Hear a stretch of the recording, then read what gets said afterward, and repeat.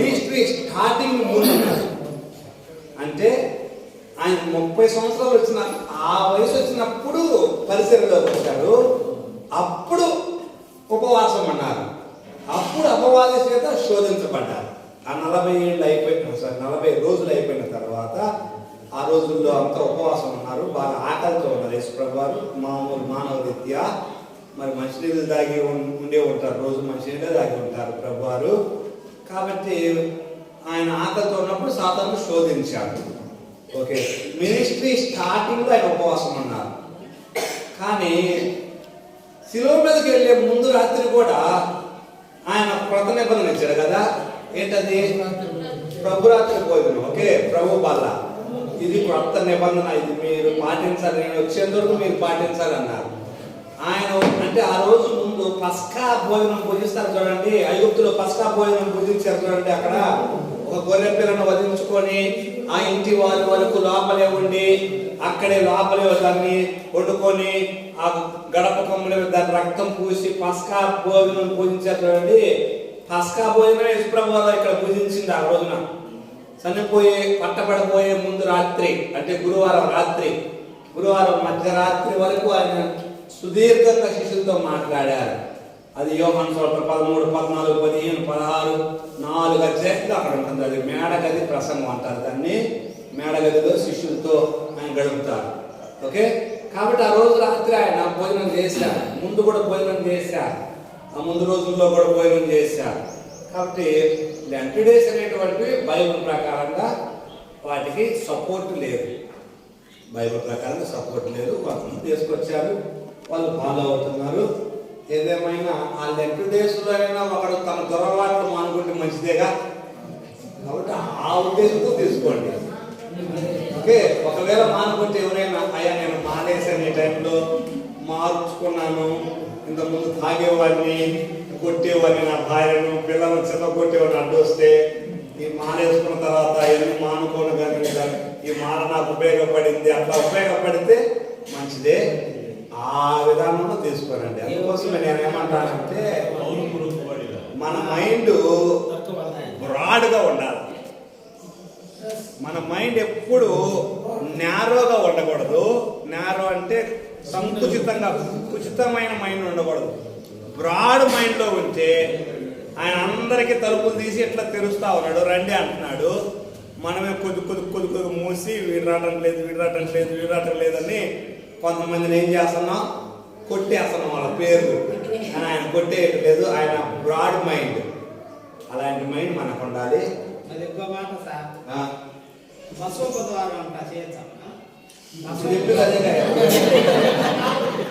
ఈరోజే బసవపదారం, ఈరోజే బసవపదారం. ఆ లెక్కలో అదే అవన్నీ లేవు. బైబిల్ ప్రకారం లేదు, బైబిల్ ప్రకారం లేదు. వాళ్ళు తీసుకొచ్చారు కొన్ని. ఓకే, RCM దాంట్లో చర్చ్ హిస్టరీలో మీకు వస్తుంది. చర్చ్ హిస్టరీ ఒక బుక్ ఉంటుంది. వాళ్ళు తీసుకొచ్చినటువంటి కొన్ని తప్పుడు బోధలు, తప్పుడు సిద్ధాంతాలు అనేటువంటి చర్చ్ హిస్టరీలో వస్తుంది. దాంట్లో వస్తుంది మీకు. అందాక కొద్దిగా వెయిట్ చేయండి. Okay, right. 10వ అధ్యాయంలో శిష్యులను ఆయన మళ్ళా 2వ సెక్షన్ కూడా నేనే ఈరోజు పెట్టలేదు. నేను చూసుకోలేదు, మెసేజ్ చూడలేదు.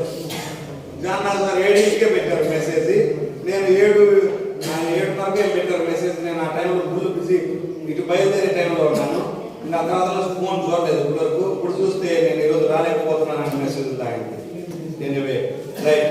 మత్తయి సువార్తలో చూస్తున్నాం మనం. చూడండి, శిష్యులను బయటకు పంపిస్తున్నారా? సేవ కోసం శిష్యులను బయటకు పంపిస్తా ఉన్నారు. 10వ అధ్యాయంలో చూస్తా ఉన్నాం మనం. 10వ అధ్యాయంలో శిష్యులను బయటకు పంపించారు. వాళ్ళు వెళ్ళిపోయి చాలా అద్భుతాలు అట్లా వారి ద్వారా జరగడం మనం చూస్తా ఉన్నాం. దయ్యాల మీద అధికారం ఇస్తాడు ఆయన. ఓకే, బైబిల్ ఓపెన్ చేయండి, బైబిల్ ఫాలో అవ్వండి, టెక్స్ట్ బుక్ ఫాలో అవ్వండి, 2 ఫాలో అవ్వండి ఒకే సమయంలో. Bible, text book. బైబిల్ ఎందుకంటే మీరు చదివినప్పుడు ఆ విషయం అక్కడ ఏం చెప్పామో దాని గురించి కొద్దిగా మీకు గుర్తుండటం కోసం. ఓకే, పట్టణంలో బోధించుటకు అక్కడి నుండి పట్టణంలో ప్రకటించడం అక్కడి నుండి వెళ్ళిపోయాను. Okay, right. 10వ అధ్యాయంలో తోడేళ్ళ మధ్య గొర్రెలను పంపినట్టు పంపిస్తున్నాను అంటున్నాడు అక్కడ. ఓరే, సరే ఓకే, సమాధానం పంపవచ్చునని తలంచకండి అంటున్నాడు. ఖడ్గమునే కానీ సమాధానం పంపటకు నేను రాలేదంటున్నాడు. ఒక మనిషికి మన తండ్రికి, కుమార్తెకు మన తల్లికి, కోడలికి, అక్కకు విరోధం పెట్టవచ్చుని. ఒక మనిషిని ఇంటి వారు అతని శత్రువులు అగుదురు. జరగబోయేది ప్రభు వారు చెప్తా ఉన్నారు. అంటే ఒకే ఇంట్లో ఒకరు ప్రభువుని నమ్మితే ఒకరు నమ్మని వాళ్ళు ఉంటారని ఆయన జరగబోయేదాన్ని గురించి చెప్తా ఉన్నారు. తన ప్రాణం దక్కించుకునేవాడు దాన్ని పోగొట్టుకును. నా నిమిత్తం తన ప్రాణం పోగొట్టుకున్నవాడు దానిని దక్కించుకును. మిమ్మల్ని చేర్చుకునేవాడు నన్ను చేర్చుకున్నట్టే, నన్ను చేర్చుకున్నవాడు నన్ను పంపిన తండ్రిని చేర్చుకున్నట్టే. ప్రవక్తను చేర్చుకునేవాడు ఆ ప్రవక్త ఫలము పొందుతాడు. నీతిమంతులను చేర్చుకునేవాడు నీతిమంతుని ఫలము పొందుకుంటాడు. Okay, right. అక్కడ ప్రభు అని చెప్తున్నటువంటి ఎవరైనా మీకు చిన్న సహాయం చేసినా ఆ ఫలము ఖచ్చితంగా పొందుకుంటారు అని శిష్యులకు అట్లా వారికి అన్ని సూచనలు ఇచ్చి పంపిస్తా ఉన్నారు. తన 12 మంది శిష్యులకు ఆజ్ఞాపించడం సాధించిన తర్వాత వారి పట్టణములలో బోధించుటకు, ప్రకటించుటకు అక్కడ నుండి యేసుప్రభు వారు వెళ్ళారు. యేసుప్రభు వారు చేస్తున్న కార్యక్రమం గురించి యోహాను విన్నాడు. ఇందాక మాట్లాడుకున్నాం దాని గురించి. ఓకే, ఇక్కడ చూడండి, యోహాను గురించి మాట్లాడుతూ 7వ వచనం, యోహాను గురించి జనసమూహం తీరాలు చెప్పసాగిన యేసుప్రభు వారు, మీరేమి చూస్తే అరణ్యంలోనికి వెళితే, ఓకే, సన్నపు నార బట్టలు ధరించుకున్న మనిషిన, సన్నపు బట్టలు ధరించుకున్న వారు రాజగృహంలో ఉంటారు కదా, మరి ఏమి చూడ వెళితే? ప్రవక్తన? అవును గాని 9, ప్రవక్త కంటే గొప్పవాణినని మీతో చెప్పుతున్నాను. ఇదిగో నేను నా దూతను నీకు ముందుగా పంపుతున్నాను, అతడు నీ ముందర మార్గమును సిద్ధపరచును అని ఎవరి గురించి వ్రాయబడిన అతడే ఈ యోహాను. స్త్రీలు కన్న వారిలో బాప్తిస్మిచ్చే యోహాను కంటే గొప్పవాడు పుట్టలేదని నిశ్చయంగా మీతో చెప్పుతున్నాను. అయినా పరలోక రాజ్యంలో అల్పుడైన వాడు అతని కంటే గొప్పవాడు. ఓకే, పరలోక రాజ్యంలో అల్పుడైన వాడు అతని కంటే గొప్పవాడు. ఓకే, అది ఇక్కడ మాట్లాడేది యేసుప్రభు వారు. యేసుప్రభు వారు ఆ బాప్తిస్మిచ్చే యోహాను నాకు ముందుగా పంపబడిన దూత అని బాప్తిస్మిచ్చే యోహాను గురించి చెప్తున్నారు. పరలోక రాజ్యంలో ఆయన ఒక వ్యక్తి చేరటం దానికంటే మించింది ఏమీ లేదని ప్రభు వారు చెప్తున్నారు. ఓకే, ఆ కపెర్నహూము చుట్టుపక్కల ప్రాంతాలలో అంత పరిచర్య అంతా అక్కడేనండి. ఆయన బోధించుటకు ఆయా ప్రాంతములకు వెళ్ళిపోయిన ఉంది కదా, ఆ కపెర్నహూము చుట్టుపక్కల ప్రాంతాలు. ఆ ప్రకటించిన తరువాత ఇక్కడ చూడండి 11:17, సంత వీధుల్లో కూర్చుండి మీకు పిల్లలను ఊడిదిమే కానీ నాట్యం ఆడరైతుంది, ప్రలాపించడమే కానీ మీరు రొమ్ము పట్టకన్న రైతుని, చిలికాండ్రతో చెప్పి పిలుపులాడుకుంటున్న పిల్లకాయలను పోలి ఉన్నారు మీరు. అంటే దేవుని మాటలు నమ్మకుండా పిల్లలను పోలి ఉన్నారు అంటున్నాడు. అక్కడ పిలుపులాడుకునే వాళ్ళంటే ఉదాహరణకు దేవుని మాటలను ప్రక్కన పెడుతూ ఏదో ఆట పాటల ఇలాంటి వాటికి ప్రాధాన్యత ఇచ్చేటువంటి వారుగా ఉన్నారు. యోహాను తినక తాగక ఉంటే వాడు దయ్యం పట్టిన వాడని అన్నారు. మనుషు కుమారుడు తింటూ తాగుతూ ఉంటే ఇతడు తిండిపోతూ మద్యపాని అంటున్నారు. ఓకే, జ్ఞానం అని దాని క్రియలను బట్టి తీర్పు పొందును. ఓకే, ఇంకా పట్టణాలలో విస్తారమైన అద్భుతాలు చేశారా? పట్టణంలో వారు మారు మనసు పొందకపోవటం వలన వారిని గర్జిస్తామన్నాడు యేసుప్రభు. కొరాజిన, బేత్సైదా మీ మధ్య చేయబడిన అద్భుతాలు తూరు సీదోను పట్టణంలో చేసి వాళ్ళు పూర్వమే గోన పెట్టగట్టుకొని బూడిద వేసుకొని మారు మనసు పొంది ఉండేవాళ్ళే. ఓకే, అయ్యో కపెర్నహూము ఆకాశం మటుకు హెచ్చింపబడదేవా, పాతాళం వరకు దిగిపోతావు. నీలో చేయబడిన అద్భుతంలో సొదొమలో చేయబడి ఉంటే నేటి వరకు అది నిలిచి ఉండేది. విమర్శ దినమందు నీ గతి కంటే సొదొమ దేశం వారి గతి ఓర్వదగినదై ఉండును అని ప్రభు వారు అక్కడ వారిని గద్దిస్తూ ఉన్నారు. అంటే ఎవరికి ఎక్కువ ఇవ్వబడుతుందో వారి దగ్గర నుండి ఎక్కువ వసూలు చేయబడుతుంది. ఇది మాత్రం ఎప్పుడు గుర్తుపెట్టుకోండి. ఎక్కువ ఎవరికి తెలుసో, మనకు ఎక్కువ తెలుసు, నాకు ఎక్కువ తెలుసు, నీతి శాస్త్రము, ధర్మశాస్త్రము, ఆజ్ఞలు అన్నీ నాకు ఎక్కువ తెలుసు. ఎందుకంటే వాక్యం చదువుతున్నాను కాబట్టి. నన్ను ఎక్కువ అడుగుతాడు దేవుడు లెక్క.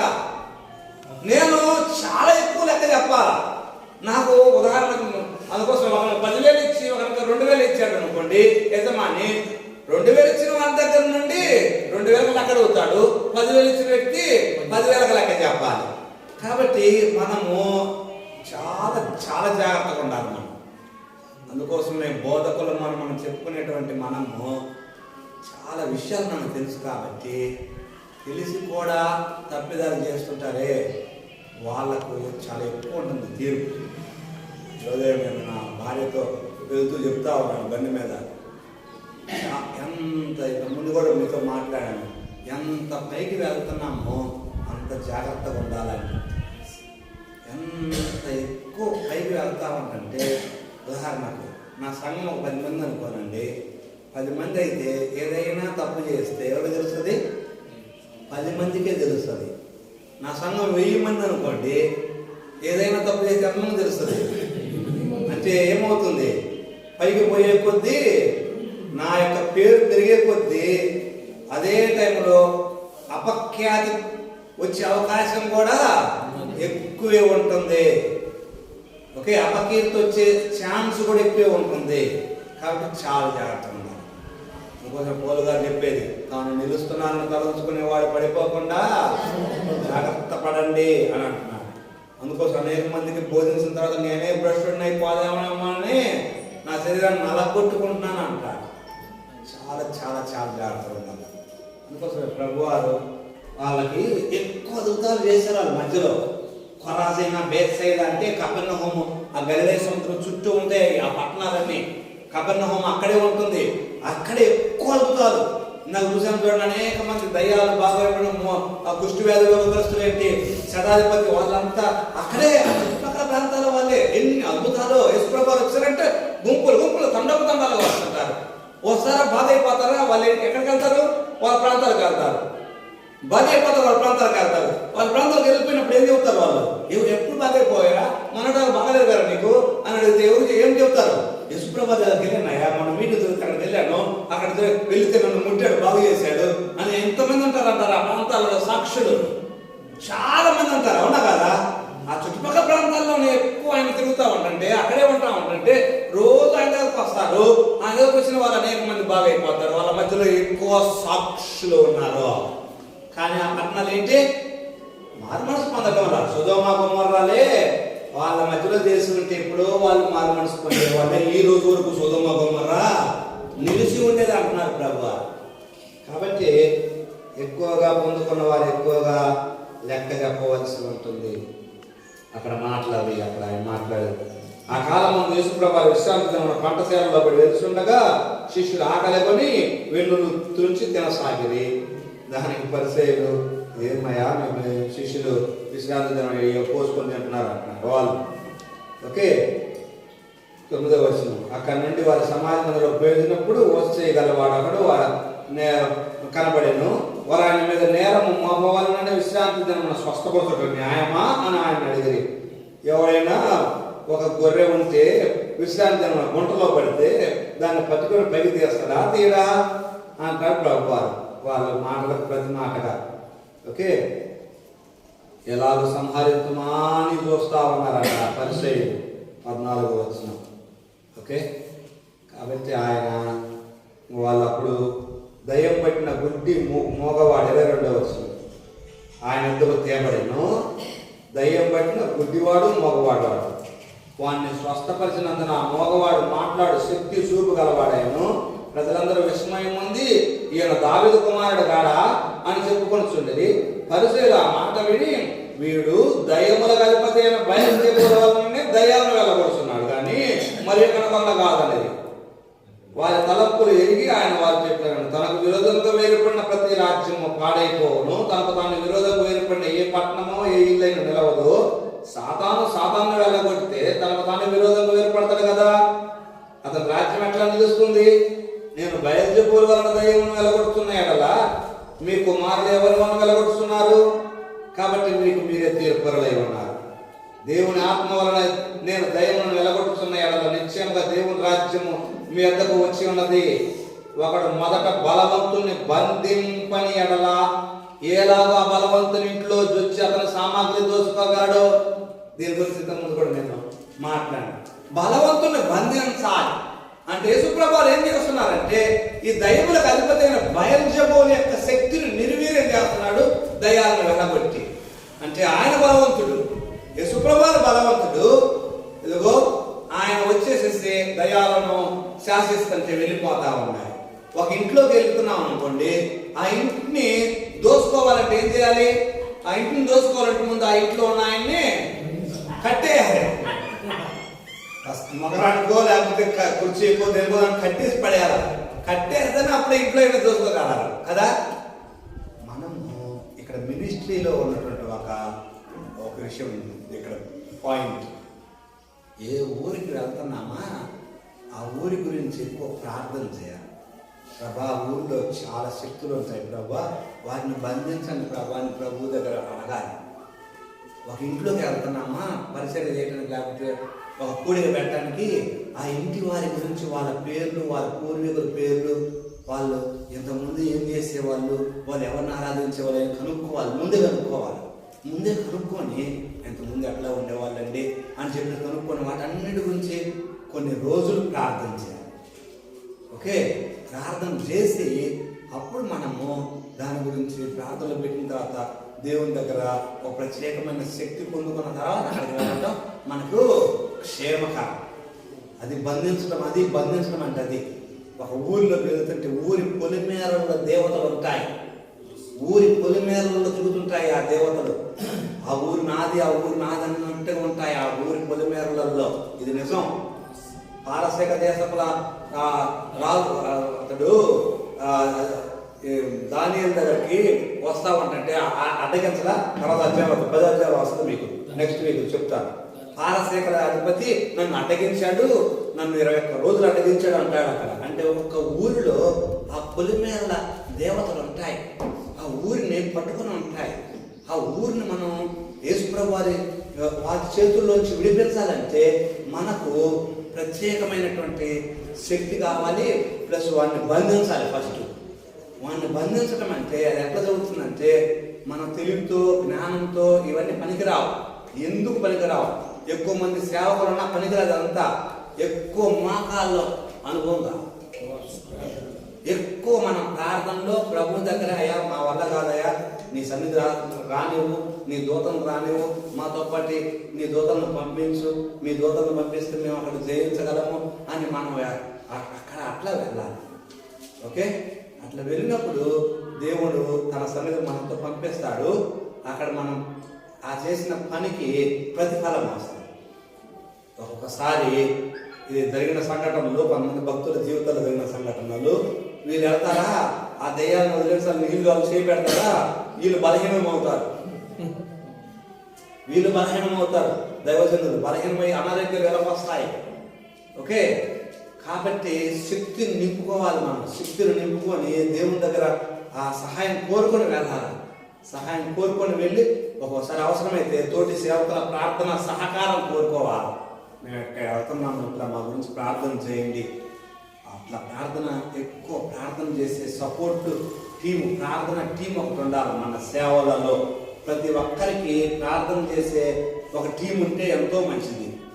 ఎక్కువ నేను విన్నదేమంటే యేసన్న గారి పరిచర్యలో ఆయన పరిచయం అంత స్పీడ్గా, అంత ప్రభావవంతంగా ఉండడానికి మేరక ఎంతో ప్రార్థన చేసిందట.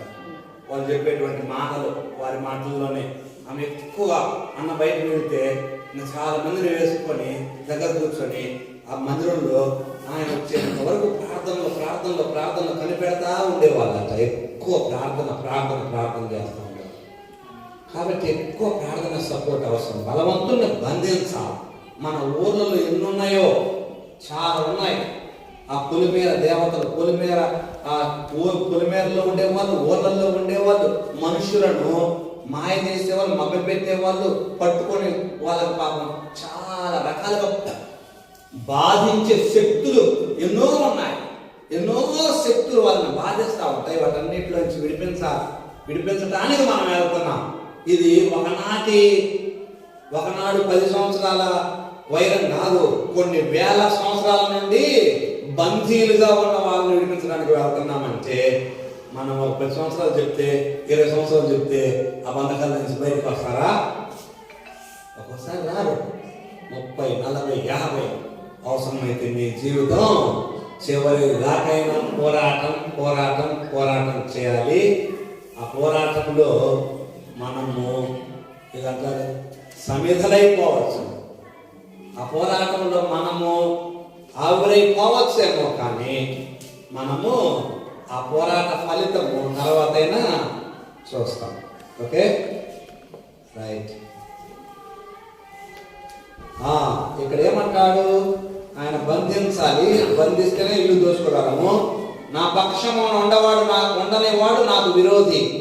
కాబట్టి నేను మీతో చెప్పున్నది ఏమనగా, మనుషులు చేయు ప్రతి పాపమును దోషణయ వారికి క్షమింపబడును, గాని ఆత్మ విషయమైన దోషణకు పాప క్షమాపణ లేదు.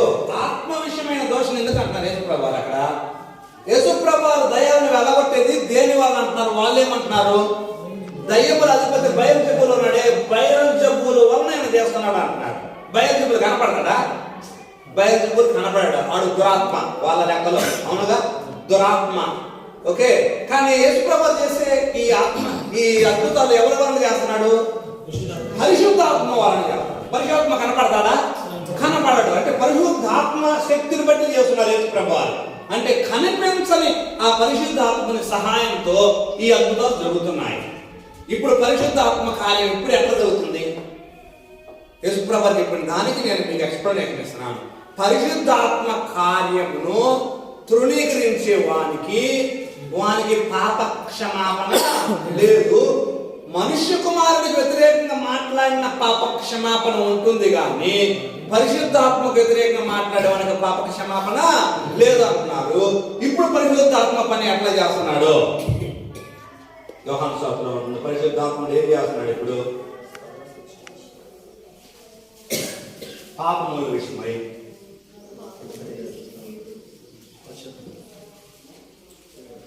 ఓకే వారిని రాబోతున్న తీర్పు గురించి, క్రీస్తు గురించి, పాపముల గురించి ఏం చేస్తున్నాడు? ఒప్పింపజేస్తున్నాడు కదా.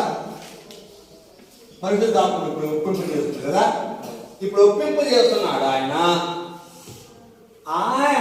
ఆత్మ కార్యం ఇప్పుడు జరుగుతుంది. పరిశుద్ధాత్మ చేసే పని కనుక, పరిశుద్ధాత్మ చేసే పని కనబడని పని.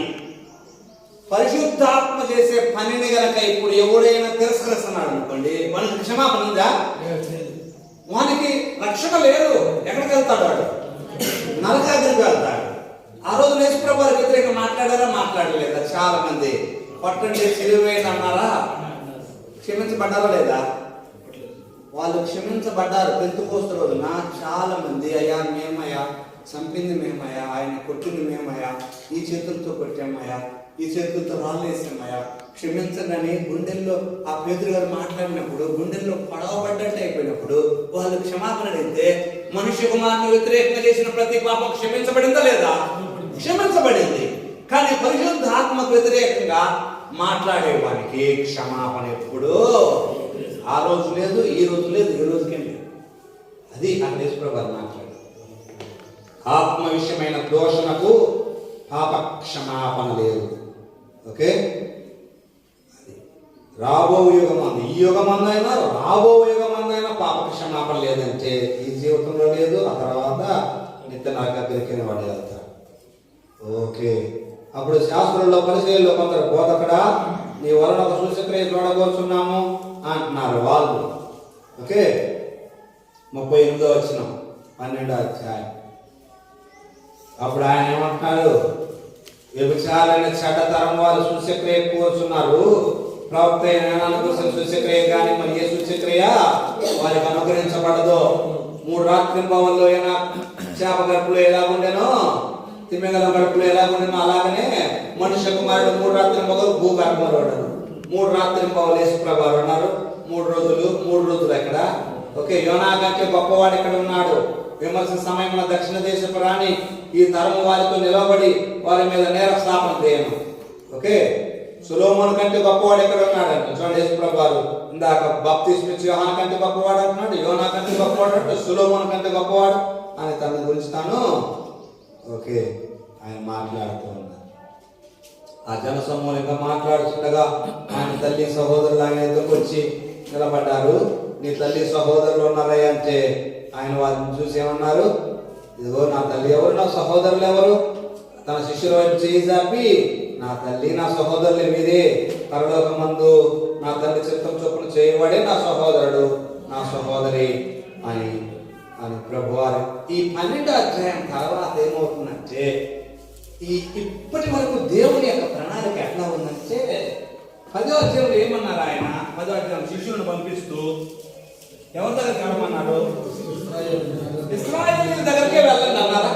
ఇశ్రాయేలీయుల దగ్గరికే వెళ్ళండి అన్న ఆయన ఇప్పుడు 13వ అధ్యాయం నుండి ఏమవుతుందో తెలిసిన, ఇశ్రాయేలీయులకు ప్రస్తుతం బ్రేక్ ఇస్తున్నానన్నాడు. వాళ్ళు నాకు ఆప్ చేయండి, ఇప్పుడు అన్యుల దగ్గరికి వెళ్ళండి అబ్బాయి అంటున్నానండి.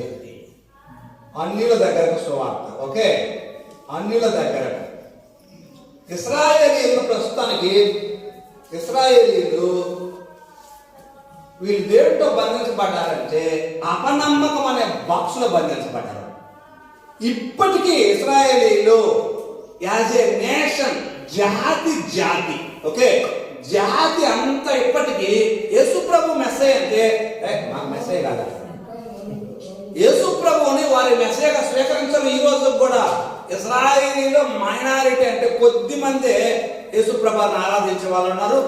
అక్కడక్కడ మాత్రమే చర్చెస్ ఉన్నాయి ఇజ్రాయేల్లో. కానీ వారు ఇందాక చెప్పుకున్నామే, మనం దానియేలు గ్రంథంలో చెప్పాము చూడండి, 3.5 ఏండ్లు 7 సంవత్సరాలు చివరి రోజు చివరి వారం 70వ వారం వస్తున్నాను చూడండి. అప్పుడు జాతి మొత్తం తిరుగుతుంది యేసు ప్రభువు. జాతి మొత్తం, జాతి అంతా మొత్తం తిరుగుతాడు. అదే 2 రాసిన పత్రికలో అంటాడు. ఎప్పటి వరకు వీళ్ళకి అపనమ్మకం అయ్యా అంటే వీళ్ళ సంఖ్య సంపూర్ణం కావాలి, అన్యుల సంఖ్య సంపూర్ణం అయ్యేంత వరకు వాళ్ళకి కఠిన మనసు ఉంటుంది. ఈ 13వ అధ్యాయం నుంచి ఇప్పుడు అదే ఉపమానాలు చెబుతారు. యేసు ప్రభువు సముద్రం ఒడ్డున కూర్చొని ఉపమాన రీతిగా ఓకే ఆయన వారికి చాలా సంగతులు ఉపమాన రీతిగా చెప్పాను. విత్తువాడు విత్తుటకు ఓకే, విత్తువాన ఉపమానంలో ఒకటి 4 నేలలు ఉన్నాయి కదా, 4 రకాల నేలలు. ఈ 4 రకాల నేలల్లో ఏ నెలల్లో ఫలం వచ్చింది? ఇంకో నెలలో కూడా వచ్చింది. మొండ్ల పొదలో వచ్చింది రాలేదా ఫలం? కానీ అనుకున్నంతలా కదా. 4వ నేల మంచి నేల కదా. మంచి నేలలో ఫలాలు ఎట్లా వచ్చాయి? 30%, 60%, 100% కదా. అంటే మంచి నేలలో కూడా 3 రకాల ఫలాలు ఉన్నాయి, అవునా కదా? కొన్ని 30%, కొన్ని 60%, కొన్ని 100%. ఇక్కడ కూడా వచ్చాయి, కానీ 2%, 3%. ఎందుకని 2-3%? ముండ పొదలు ముంచేసాయి, అణిసివేసాయి. దీనికి కూడా కాయలు కాస్తాయి, కానీ ఆశించినంత మేర కాయలు కాయలు. చాలా మంది ఈ ఐహిక విచారాల వలన దేవుడు ఆశించినంతగా ఈ ఐహిక విచారాలు అణిసివేసేసి వాళ్ళు ఫలిస్తారు కొద్దిగా, కానీ దేవుడు ఆశించినంతగా ఫలిస్తారు. ఇక్కడ మాత్రము నేనేం చెబుతున్నాడంటే, మంచి నేలలో అవి 30 అంతలు, 60 అంతలు, 100 అంతలు అంటున్నాడు. అంటే ఈ 30 అంతలు అంటే ఒక కంకి మీద చూడండి, ఇది 30% రెండో కంకి మీద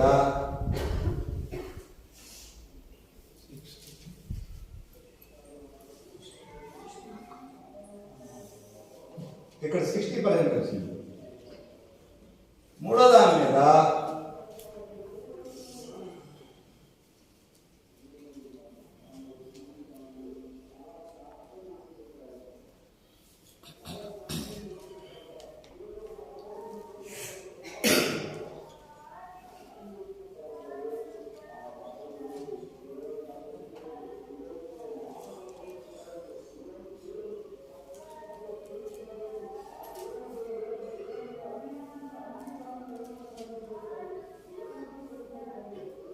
ఇక్కడ 100% వచ్చింది. ఓకే, అంటే మంచి నేలలో అంటే మంచిగా వాక్యాన్ని స్వీకరించే వాళ్ళు కూడా ఒక వ్యక్తి ఫుల్ ఫ్లెడ్జ్డ్గా దేవుడు ఆశీర్వదించినంత వరకు వాడబడుతుంటాడు, అతను బ్రతుకుతూ ఉంటాడు.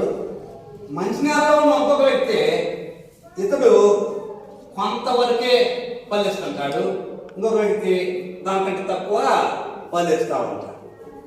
ఈ ముగ్గురులో వసనాల ఫలం మీకు అర్థం కావడానికి, ఒకే పొలంలో ఒక కందికి ఎక్కువ గింజలు ఉంటాయి, ఇంకొక కందికి తక్కువ గింజలు ఉంటాయి. ఆ కంకులన్నీ మంచి నేలలో పడిన విత్తనాల ద్వారా వచ్చిన కంకులే, కానీ పొదల్లో పడింది మాత్రము చాలా వీటితో పోలిస్తే రేషియో తక్కువ ఉంది. కాబట్టి మనము యాజ్ ఏ మినిస్టర్స్గా, మన సేవకులంగా ఒక వ్యక్తిని ఒక వ్యక్తితో పోల్చకూడదు. ఓకే, అతని స్తోమత అంతే, ఇతని స్తోమత ఇది. ఓకే, ఈ వ్యక్తి కెపాసిటీ అది. చూడండి, 3 కెపాసిటీస్ ఉన్నాయి కదా. ఎవరు చెప్పింది ఇది? ప్రభువే చెప్పింది. వాళ్ళ కెపాసిటీ అంతవరకే, అది గుర్తించాలి. వాళ్ళ కెపాసిటీని మనం అర్థం చేసుకుంటే వాళ్ళని మనతో పాటు లాక్కుంటూ వెళ్తాం. ఇదేంద్రా వాళ్ళ చేయట్లేదు అని పోల్చామా, మనం ఎప్పుడు నిరుత్సాహపడుతుంటాం. అట్లా ఎప్పుడు పోల్చకూడదు. ఓకే, చూడండి, అక్కడ ప్రభువు చెప్పింది అది, అక్కడ మంచి నేలలో పడిన విత్తనాల గురించి. ఆ తర్వాత గురుగులు గోధుమల ఉపమానాలు ఉన్నాయి. గురుగులు గోధుమల ఉపమానం, ఈ ఉపమానాలు అన్నింటిలో మీరు చూస్తే ఈ అన్య జనులకు ఆ సువార్త బయటికి వెళ్తే, అంటే లోకం అంతటి గురించి మాట్లాడుతున్నాడు ఇక్కడ. ఇజ్రాయేలును పక్కన పెట్టేసేసి లోకం అంతటి గురించిన ఉపమానాలు. ఓకే, గురుగులు గోధుమలు అనేటువంటిది తీర్పు రాబోతుంది చివరికి అంటాడు. ఆ ఉపమానాలు ఉన్నాయండి, మీరు ఒకసారి చూసుకోవచ్చు. ఆ ఉపమానాలలో ఎన్ని ఉపమానాలు ఉంటాయంటే ఇక్కడ 8 ఉపమానాలు ఉంటుంది. ఓకే, ఒకటోది విత్తనములు, మంచి విత్తనములు, రెండవది గురుగులు గోధుమలు, మూడవది గురుగు గోధుమలు 24వ వచనం నుండి. ఆ తర్వాత మూడవది 31వ వచనంలో ఓకే, పొలంలో విత్తిన ఒక ఆవగించిన పోలి ఉన్నది అంటాడు. పోలి ఉన్నది అని గుర్తుపెట్టుకోండి. దేన్ని పోలి ఉన్నది, ఆ పోలి ఉన్నది అనేది ముఖ్యమైన పాయింట్ అక్కడ. ఆ తర్వాత ఒక స్త్రీ పిండి అంతా పులిసి పొంగు వరకు 3 కొంచెముల పిండిలో దాచిపెట్టిన పొల్లని పిండిని పోలండి. పొల్లని పిండి, పులిపిండి అన్నమాట. ఓకే, ఆ తర్వాత ఐదో ఉపమానం ఏంటంటే 44వ వచనంలో పొలంలో దాచబడిన ధనమును పోలి ఉన్నదంట. ఓకే, ఇట్లా మనం చూస్తే అక్కడ ఉపమానాలన్నీ పరలోక రాజ్యం గురించి, అంటే అన్యులు అందరూ వస్తారు, అన్యులు అనేక మంది వస్తారు అనేటువంటి మాటలు మాట్లాడుతూ ఉంటారు. Okay, right. ఆ తర్వాత 14వ అధ్యాయము 15వ అధ్యాయాలలో ఏమైనా మాట్లాడతారంటే, అక్కడ అనేక మందికి ఆహారం, 5,000 మందికి ఆహారము, భోజనం పెట్టడము. 14వ సమయం ముందు శిశుతాలతో హేరోదు యేసుప్రభువుని గురించి బాప్తిస్మిచ్చి యోహాను మృతుల్లోంచి లేచాడు అనుకున్నాడు ఆయన. ఓకే, అరణ్యంలో ఏకాంత ప్రాంతానికి వెళ్ళాడు. యేసుప్రభువు 13వ వచనంలో ఉంది అది. అనేకులకు బోధించిన తర్వాత వారికి భోజనం పెట్టండి అంటాడు ఆయన. సాయంకాలం అయినప్పుడు శిష్యులు ఆయన ఎందుకు వచ్చి, ఇది అరణ్య ప్రదేశం, ఇప్పటికే పొద్దుపోయింది, గ్రామంలోనికి వెళ్ళి భోజన పదార్థాలు కొనుక్కున్నట్టుగా వారిని పంపివేయండి అని చెప్పినప్పుడు, అక్కర్లేదు, మీరే వారికి భోజనం పెట్టండి అంటున్నాడు. ఇక్కడ మన 5 రొట్టెలు 2 చేపలు తప్ప మరేమి లేదని వాటిలో యేసుప్రభువు అన్నారు. వాటిని నా యొద్దకు తీసుకొని రండి, జనాన్ని కూర్చోబెట్టండి. ఓకే, 2 రొట్టెలు 5 రొట్టెలు 2 చేపలు ఆకాశం చేతులెత్తి ఆశీర్వదించి రొట్టెలు విరిచి శిష్యులకు ఇచ్చారు. రొట్టెలు విరిచి శిష్యులకు ఇచ్చారు. శిష్యులు వడ్డించడం మొదలుపెట్టారు. వారందరూ తిని తృప్తి పొందిన తర్వాత మిగిలిన మొక్కలు 12 గంపలు ఎత్తారు అంటున్నాడు కదా. అందరూ తిని తర్వాత మొత్తం లెక్కేస్తే స్త్రీలు పిల్లల దాకా ఇంచుమించు 5,000 మంది పురుషులు. ఓకే, యేసు ప్రభు మీరే వాళ్ళకి భోజనం పెట్టాలంటారండి, మీరే పెట్టనంటారు భోజనం. చూడండి, అది కూడా ఆయన ఆశీర్వదించాడా? ఎవరికి ఇచ్చారు? ఎవరి చేతికి ఇచ్చారు? శిష్యుల చేతికి ఇచ్చారు. ఇప్పుడు ఒక పరీక్ష అన్నమాట, వాళ్ళకి పరీక్ష. ఓకే, మీరే భోజనం పెట్టనంటే శిష్యులు అంటారు, ఎక్కడ 5 రొట్టెలు 2 చేపలు తప్ప ఇంకేం లేవయా, నేను పెట్టడానికి ఎక్కడ ఉన్నా ఏం లేవు అంటారు. పై నాకు ఇవ్వండి అంటారు ప్రభు. అందుకోసమే ఏలియా ఏమన్నాడు విధవరాలతో? మొదట రొట్టె నాకు ఇవ్వన్నాడు కదా. చాలా సార్ అమ్మ ఎవరే సరే కదా, ఓకే రైట్. చూడండి, మనము చాలాసార్లు ఇవి తీసుకుపోయి దేవుని చేతిలో పెడతామా? ఇదిగో ప్రభా ఉంది ఇది అని దేవుని చేతిలో పెడితే ఆయన చేతిలో ఏదైనా కదా బాగా రాసేవారు పాటలో, నీ చేతిలోనే విరిచిన రొట్టెనై ఆహారమౌదును అనేకులకు. మహిమా స్వరూపుడు వచ్చింది ఆ పాటలో, ఈ పల్లవి ఉంటుంది, ఆ పల్లవిలో చరణం ఉంటుంది. నీ చేతితోనే విరిచిన రొట్టెనై ఆహారం అవుతాను నేను అనేకులకు.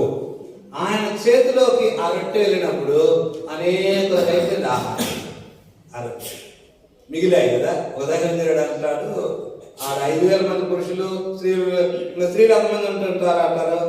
ఒక 5 వేసుకోండి, పెళ్లిళ్ళు అయిన వాళ్ళ నుంచి 10,000. పిల్లలు ఒక్కొక్కరికి 2 వేసుకోండి, ఇంటికి 2, మేమిద్దరం మాకిద్దరు అన్నట్టు కదా. లారీల మీద రాస్తారు కదా, మేమిద్దరం మాకిద్దరు. ఓకే, అంటే యొక్క 2 వేసుకుంటే అదొక 8 మంది అయ్యారు, వాళ్ళక 10,000 అయ్యారు. ఈ 5,000 ఈ యొక్క 5,000 ఆడల్లో 2 వేసుకుంటే 10,000, మొత్తం 20,000 మంది ఉన్నారు. 20,000 మందికి ఆ కొద్దిగా ఆ 5 రొట్టెలు 2 చేపలు 20,000 మందికి ఆహారమే. భక్తుడు అంటాడు, ఆ 20,000 1,00,000 మంది ఉన్నా కానీ ఇంకా 12 గంటలు మిగిలయ్యాడు. ఎందుకు మిగలటం? ఎందుకంటారు? ఎందుకు మిగిలించాడు ఆయన? మిగిలేటట్టు ఎందుకు ఆశీర్వదించాడు అంటే, ఇక్కడ ప్రభు అని చెప్పేది ఏంటంటే, ఆయన ఈ మత్తయి సువార్తలో యోహాను సువార్తలో స్పష్టంగా కొన్ని ప్రత్యేకమైన అద్భుతాల మీద ఫోకస్ చేస్తాడు యోహాను. అంటే ఆయన మిలీనియల్ కింగ్డమ్ లో సమృద్ధి ఉంటుంది అనే దాన్ని సూచన. ఆయన 1000 ఏళ్ల పరిపాలనలో కరువు ఉండదు, అందరికీ సమృద్ధి. ఇంకా మిగిలటమే కానీ తగుదల ఉండదు, మిగలటమే కానీ తగలటం అనేది ఉండదు. ఆయన 1000 ఏళ్ల పరిపాలన అట్లా ఉంటుంది అంటున్నాడు అక్కడ. అది ఆయన చూపించేది. ఓకే, మెస్సయ్య కదైనా, ఈయన మెస్సయ్య. అందుకోసమే యోహాను సువార్తలో ఎప్పుడైతే అద్భుతం జరిగిందా వాళ్ళందరూ ఏం చెప్పిన ప్రయత్నం చేశారు ఆయన్ని? చూడండి ఒకసారి, వాళ్ళందరూ ఆయన రాజుగా చేయటకు ప్రయత్నించారని ఉంటుంది కదా. ఓకే, రాజుగా చేయటకు వారు వచ్చి బలవంతంగా పట్టుకొని పోతున్నారని యేసుప్రభు వారు ఎరిగి మరలా కొండకు ఒంటరిగా వెళ్ళాను. 6వ అధ్యాయము 15వ వచనంలో అక్కడే ఉంటుంది. ఆ ముందు వచ్చిన వాళ్ళలో 5,000 మందికి ఆహారం పంచిపెట్టడము. ఎందుకు రాజుగా చేయాలనుకుంటున్నారు ఆయన్ని? ఆయన రాజుగా చేయాలని ఎందుకు అనుకుంటున్నాం? అప్పుడు తిన్నాక బాగా తిన్నాక ఎందుకు రాజుగా చేయాలనుకుంటున్నారండి? మీరు ఎప్పుడైనా గ్రామం ఓట్లు పడాలనుకుంటే, మీరు ఎలక్షన్ నిలబడేవాళ్ళు కాదే, ఓట్లు పడాలనుకుంటే పిలిచి భోజనం పెట్టండి. మన ఓటు నీకు ఎక్కువ గుద్దుతా ఉంటాం. అర్థమైంది అంటే ఏమవుతుంది చూడండి. అంటే మనిషికి ఏమవుతాడంటే, ఎప్పుడైనా సరే మనం ముఖ్యంగా ఒక టేబుల్ మీద మనం కలిసినప్పుడు అక్కడ దగ్గర అవుతుంది కదా. ఇది మాత్రం ఎప్పుడు గుర్తుపెట్టుకోవాలి. ఒక చోట కలిసి భోజనం చేసినప్పుడు మనుషులు దగ్గర అవుతారు. మీకు ఎవరైనా కొద్దిగా ఎడం ఉంటున్నారే అని ఒకవేళ మీకు అనిపిస్తే అలాంటి వాళ్ళని పిలిచి భోజనం చేయండి. వాళ్ళతో మీరు వాళ్ళ దగ్గర అవుతారు. ఇది మినిస్ట్రీలో ఒక చెప్తాను. ఓకే, వాళ్ళతో కలిసి భోజనం చేయండి. అప్పుడు ఉన్నటువంటి వైషమ్యాలు ఉంటాయి, మధ్యలో ఉన్నటువంటి ఏదైనా భేదాభిప్రాయాలు ఉంటాయి, అన్నీ పోతాయి, తొలగిపోతాయి. అవన్నీ తొలగిపోతాయి. ఒకటి ఇక్కడ మరి ఆయన ఎందుకు రాజుగా చేయాలనుకుంటున్నారు అంటే, అరే 5 రొట్టెలు 2 చేపలు ఎంతమందికి అన్నం పెడితే ఈయన రాజుగా ఉంటే మనకి ఎప్పుడు సమృద్ధిరా. ఇంకా మనకు కరువులు వచ్చినాయి కాక, వర్షాలు పడినాయి కాక, పడకపోని కాక, ఇంకెప్పుడు ఆయన ఉంటే చాలరా, ఒక్క రొట్టె మొక్కు ఉంటే చాలరా, మొత్తం తిరగాక గప్పల మీద తిరగ రాజు చేసుకుందాం, అది వాళ్ళ ప్రయత్నం. అది మరి యేసుప్రభు ఎందుకు తప్పించుకొని వెళ్ళిపోయినట్టు? ఆయన ఇప్పుడు రాజుగా కావటానికి రాలేదు, ఆయన రాజుగా కావడానికి వచ్చాడు, కానీ ఇప్పుడు కాదు. ఎప్పుడు? అది 1000 ఏళ్ల పరిపాలనలో ఆయన టైం ఆయన తెలుసు. అందుకోసం ఆయన అందరూ ఎత్తి పైకెత్తి జై జై అని అనిపించుకోవడానికి ఆయన ఇప్పుడు సమయం కాదని గుర్తించాడు ఆయన. యేసుప్రభువారు ఆయన ప్రగల్భాలు, మనుషుల యొక్క మాటలు ఏంటి, మనుషుల యొక్క జేజేలు కొట్టించుకోవడానికి ఆయన రాలేదు. ఓకే, ఇక్కడ అక్కడ అద్భుతంగా ఆశ్చర్యరీతిగా ఆశ్చర్యకారం 5000 మందికి ఆహారం. ఓకే, జనసమూహాలను పంపివేయనంతలో దోణి ఎక్కి దానికంటే ముందుగా శిష్యులు వెళ్ళాలని కొండ మీద ప్రార్థనకు వెళ్ళారు. రాత్రి జాము 4వ జామున మళ్ళా నేల మీద నడిచి రావటం. పేతురు, నీవే అయితే నేను కూడా నడిచి వస్తానయ్యా, నాకు సహాయం చేయి అని పేతురు అడగడం చూస్తున్నాము. ఓకే, ఆ సమయం నుండి ఆ తర్వాత చూడండి, ఆ సమయం నుండి 15వ అధ్యాయం, యెరూషలేము నుండి శాస్త్రుల పరిచయం యేసువద్దకు వచ్చి, మీ శిష్యులు చేతులుకోకుండా పారంపర్యాచారం అతిక్రమిస్తున్నారని అడిగింది. అందుకు ఆయన, మీరు మీ పారంపర్య ఆచారాల నిమిత్తం దేవుని ఆజ్ఞ ఎందుకు అతిక్రమించుతున్నారు? తల్లిదండ్రులు కనపరచమని తల్లినైన తండ్రిని దూషించేవాడు తప్పక మరణం పొందవాలని దేవుడు సెలవించను. మీరైతే ఒకడు తన తండ్రిని తల్లినైనా చూసి, నా వల్ల నీకేది ప్రయోజనకరమో అది దేవార్పితమని అని తప్పించుకుంటున్నాడు. అంటే దేవుడికి నేను మొక్కుకున్నాను, ఇది దేవునికి కావాలా, నీకు ఇవ్వడానికి ఏం లేదని తల్లిదండ్రులతో అంటున్నాడు.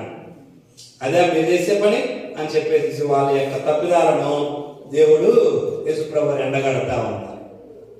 ఓకే, గుడ్డివాడిని చూపితే ఇద్దరు పోయి గుంటలో పడతారు, మీరు గుడ్డివాళ్ళుగా ఉన్నారని పరిచయాలను యేసుప్రభువు చూడండి ఎంత తీవ్రంగా మాట్లాడుతున్నారు ఒక్కొక్కరిని.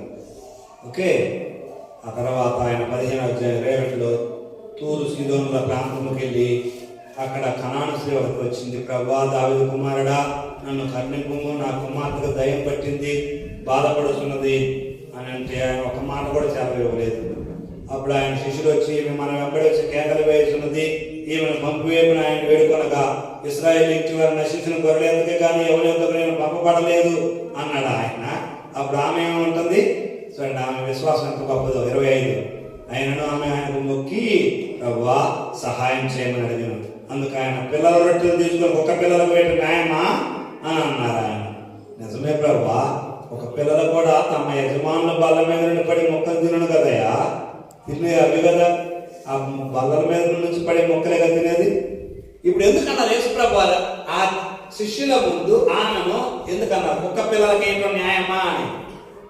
ఇశ్రాయేలీయులు అందరిని ఎట్లా చూస్తారు? ఆమె సీదోనీయురాలు అంటే అన్యురాలు. ఆమె ఇశ్రాయేలీయులు అందరిని ఎట్లా చూస్తారు? కుక్క కంటే అన్యాయంగా చూస్తారు. ఇశ్రాయేలీయులు అన్యులను కుక్క కంటే అన్యాయంగా చూస్తారు. ప్రభువు ఆ మాట మాట్లాడింది, కుక్క పిల్లలకి ఏంటో న్యాయమా?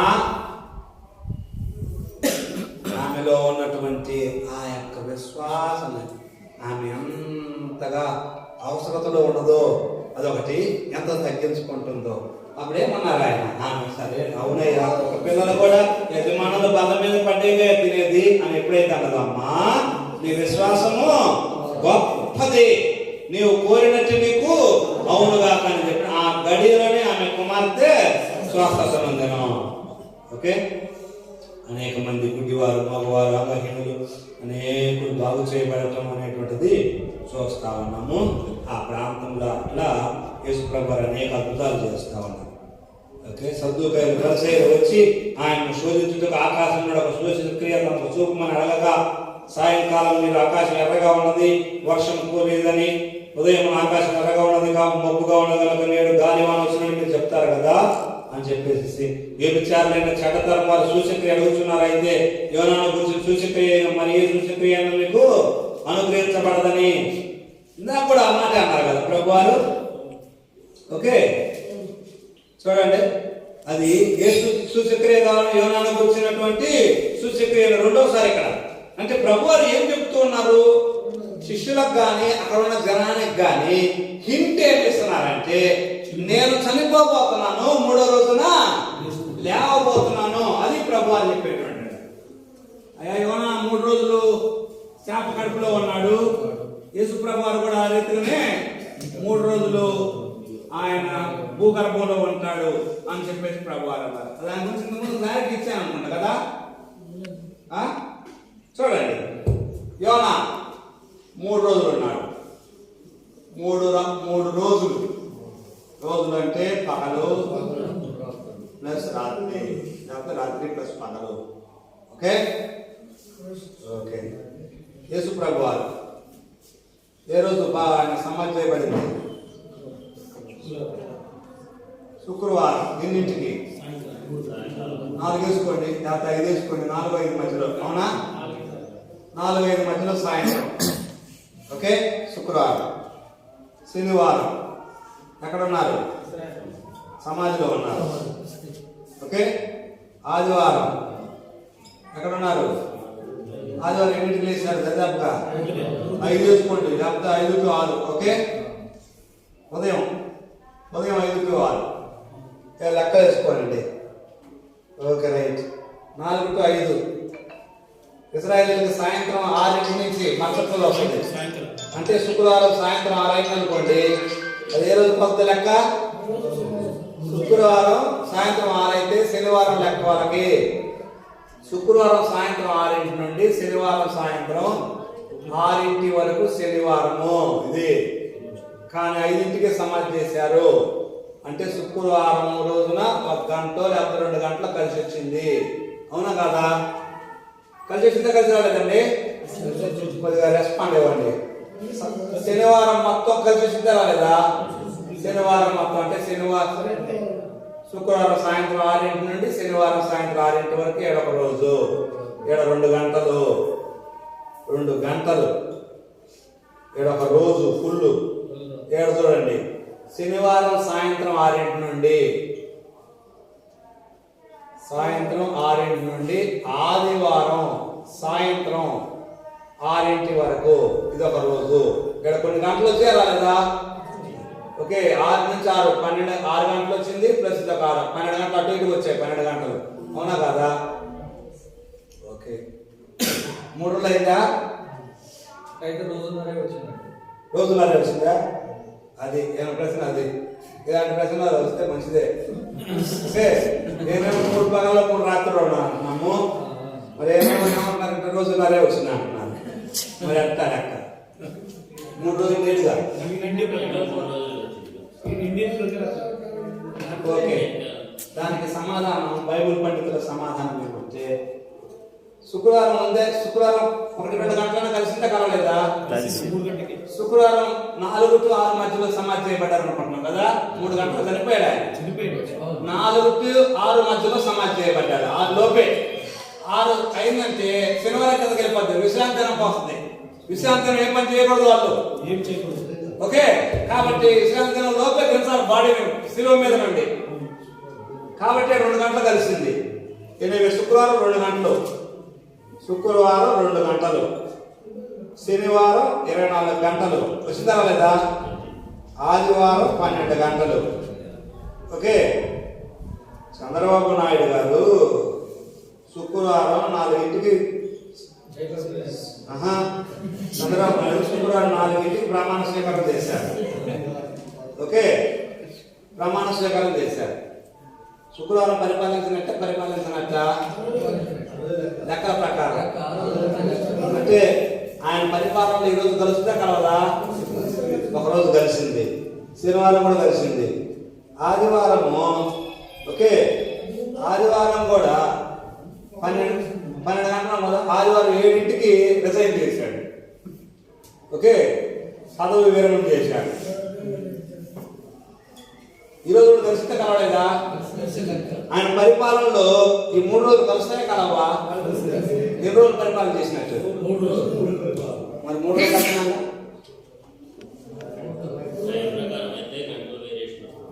గంటల లెక్క. ఆ రోజులో 1 గంట గడిచిన రోజులు లెక్క. ఆ రోజులో 1 గంట గడిచిన అదే అన్నమాట ఇక్కడ పాయింట్. ఓకే, 1 గంట 2 గంటలు ఆ?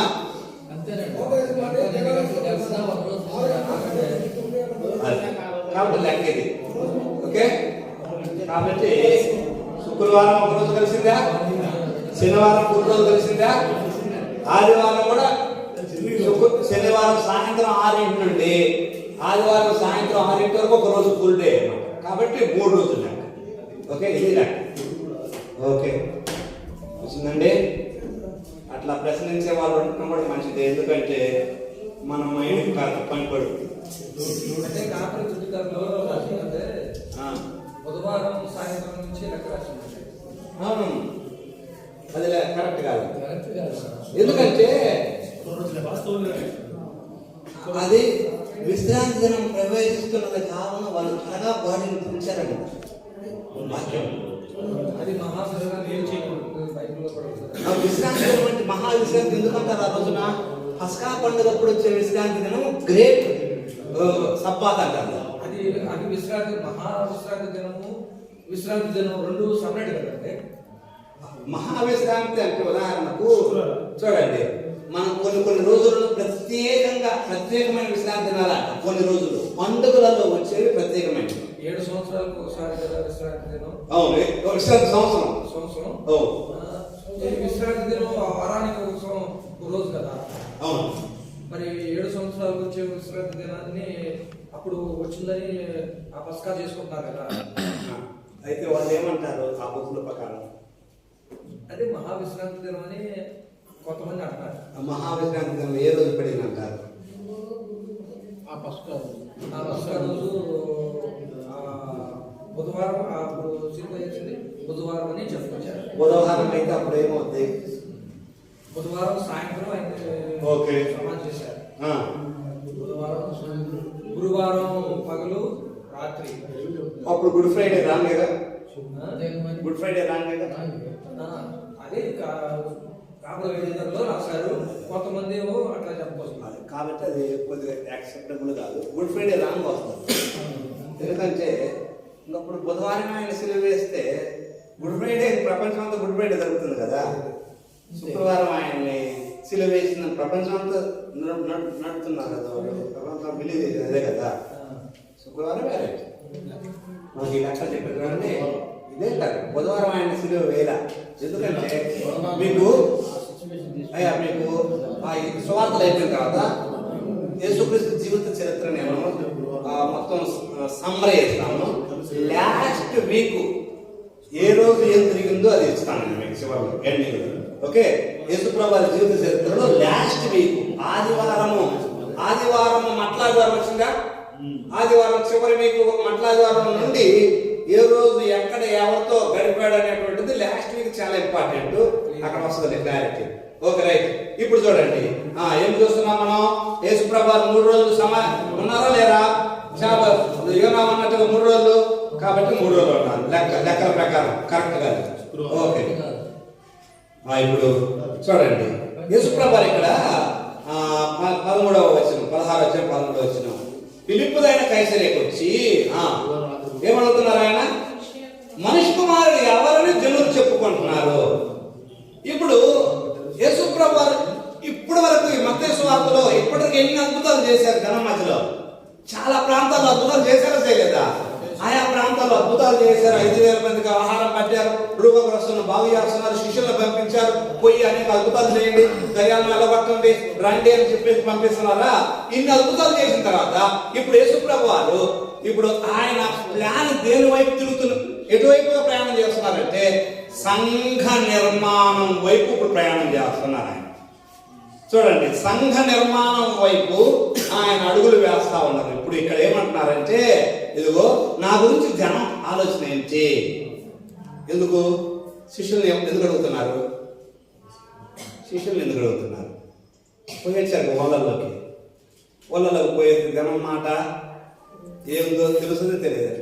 సి సర్వే వస్తుందా మీకు? ఫోన్ కాల్స్ వస్తున్నాయి. C survey, C water survey వస్తుందా రావట్లేదా? మీకు రావాలనుకుంటుంది, మీ ఏరియాలోకి రాలేదు. మా ఏరియాలో అందరికి వస్తున్నాయి ఫోన్లు వచ్చి. ఫోన్లో ఇప్పుడు మీరు ఏంటి, మీ అభిప్రాయం ఏంటి, పరిపాలకుల గురించి వస్తున్నాయి రాట్లా సీ వాటర్ సర్వే వస్తుంది. యేసుప్రభు వారు what do people say that I am, జనాభా ఏంటి, వాళ్ళల్లో భావన ఏంటి నా గురించి, అది సీ వాటర్ సర్వే వస్తుంది. ఒక రకంగా చెప్పాలంటే జనం భావన ఏంటి నా గురించి. వాళ్ళు ఏమంటున్నారు, ఫిలిప్పుదైన కైసరియా ప్రాంతం అని చూడండి. ఫిలిప్పుదైన కైసరియా, ఈ బైబిల్లో మ్యాప్ ఒకసారి చూడండి. పోయిన వారం మనం మ్యాప్ చూసాము. మొదట్లో మ్యాప్ ఉంది చూడండి. ఆ మ్యాప్లోకి రండి దయచేసి. ఆ మ్యాప్ యోదయ, సమరయ, గలిలయ అనే ప్రాంతాలు విభజన చేసిన 29వ పేజీలో 2 పేజీలు 3 పేజీలు వెనక్కి చెప్పండి. చూడండి అక్కడ ఫిలిప్పి అని చూడండి పైన.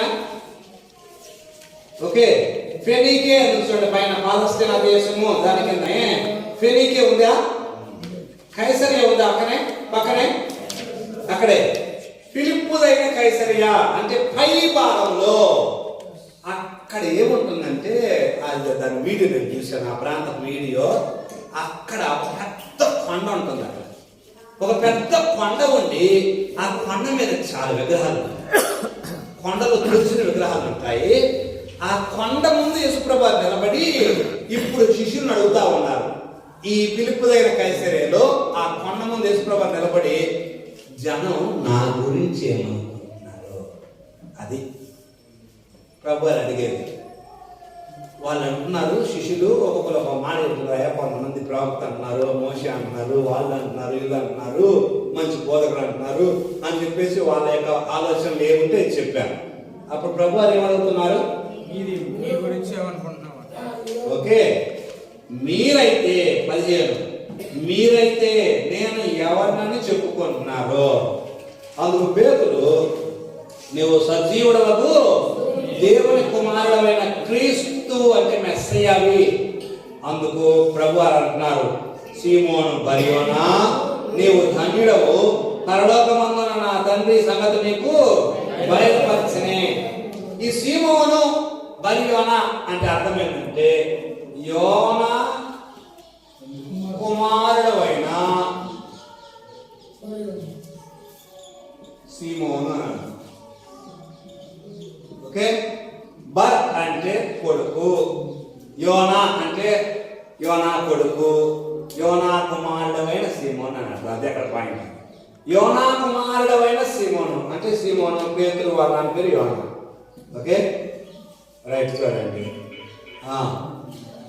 దేవుడు నీకు ఈ సంగతి బయలుపరచలే కానీ ఎవరు బయలుపరచలేదు. నీవు పేతురు, ఈ బండ మీద నా సంఘమును కట్టుదును. ఎక్కడున్నారు యేసుప్రభు? స్థలం ఏది? కొండ వెనక. బ్యాక్గ్రౌండ్ ఏంటి? వెనక బ్యాక్గ్రౌండ్ కొండ కదా. యేసుప్రభు ఏమంటున్నారు, ఈ బండ మీద నా సంఘమును నేను కడతాను అంటున్నాడు. వెనక ఏమున్నాయి? కొండలు తొలిసిన విగ్రహాలు ఉన్నాయా లేవా? విగ్రహాలు వెనక ఎవరున్నారు? విగ్రహాలు వెనక ఎవరున్నారు? కోరింది రాజపతిలో అంటాడు పౌలు గారు. ఏమంటారు? ఇది విగ్రహాలు వెనక దయ్యములు ఉన్నాయి. I am going to build my church on this rock. నా సంఘమును నేను ఈ బండ మీద కట్టబోవచ్చు. ఏ బండ? యేసుప్రభు వారు ఈ బండ మీద కట్టబోవచ్చు. నా సంఘమును నేను ఈ బండ మీద కట్టబోవచ్చు. పాతాళ లోకపు ద్వారములు దాని ఎదుట నిలవలేరు. పాతాళ లోక ద్వారం అంటే ఏంటి? వెనకేమున్నాయి? ఇప్పుడు పండ మీద శక్తులు ఉన్నాయా లేవా అంటే పాతాళ లోక ద్వారంలో, పాతాళ లోక ద్వారం తీసాము, తలుపు తీస్తే పాతాళంలో ఏమొస్తాయి బయటికి? మొత్తం బయటకు వస్తే రావా? ఆయన బంధించి ఉంచాడు. పాతాళ లోకపు ద్వారములు అంటే మరణ దోతలు, సాతాను శక్తులు ఎన్ని వచ్చినా కానీ ఎవరికి వ్యతిరేకంగా ఏం చేయలేవు. ఈ సంఘమునకో, ఈ బండకో, ఈ వాక్యం మీద కట్టబడేటువంటి సంఘానికి వ్యతిరేకంగా ఎన్ని వచ్చినా కానీ ఏమీ చేయలేవు. సంఘాన్ని నాశనం చేయడానికి ఎన్ని చట్టాలు వచ్చినా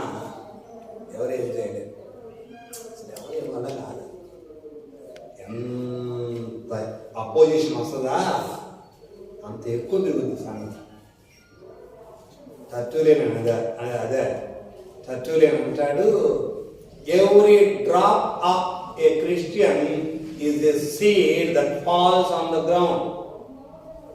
క్రైస్తవుని ప్రతి రక్తపు బొట్టు ఒక విత్తనం లాంటిది, అది భూమిలో పడితే మొలకెత్తక మానదో.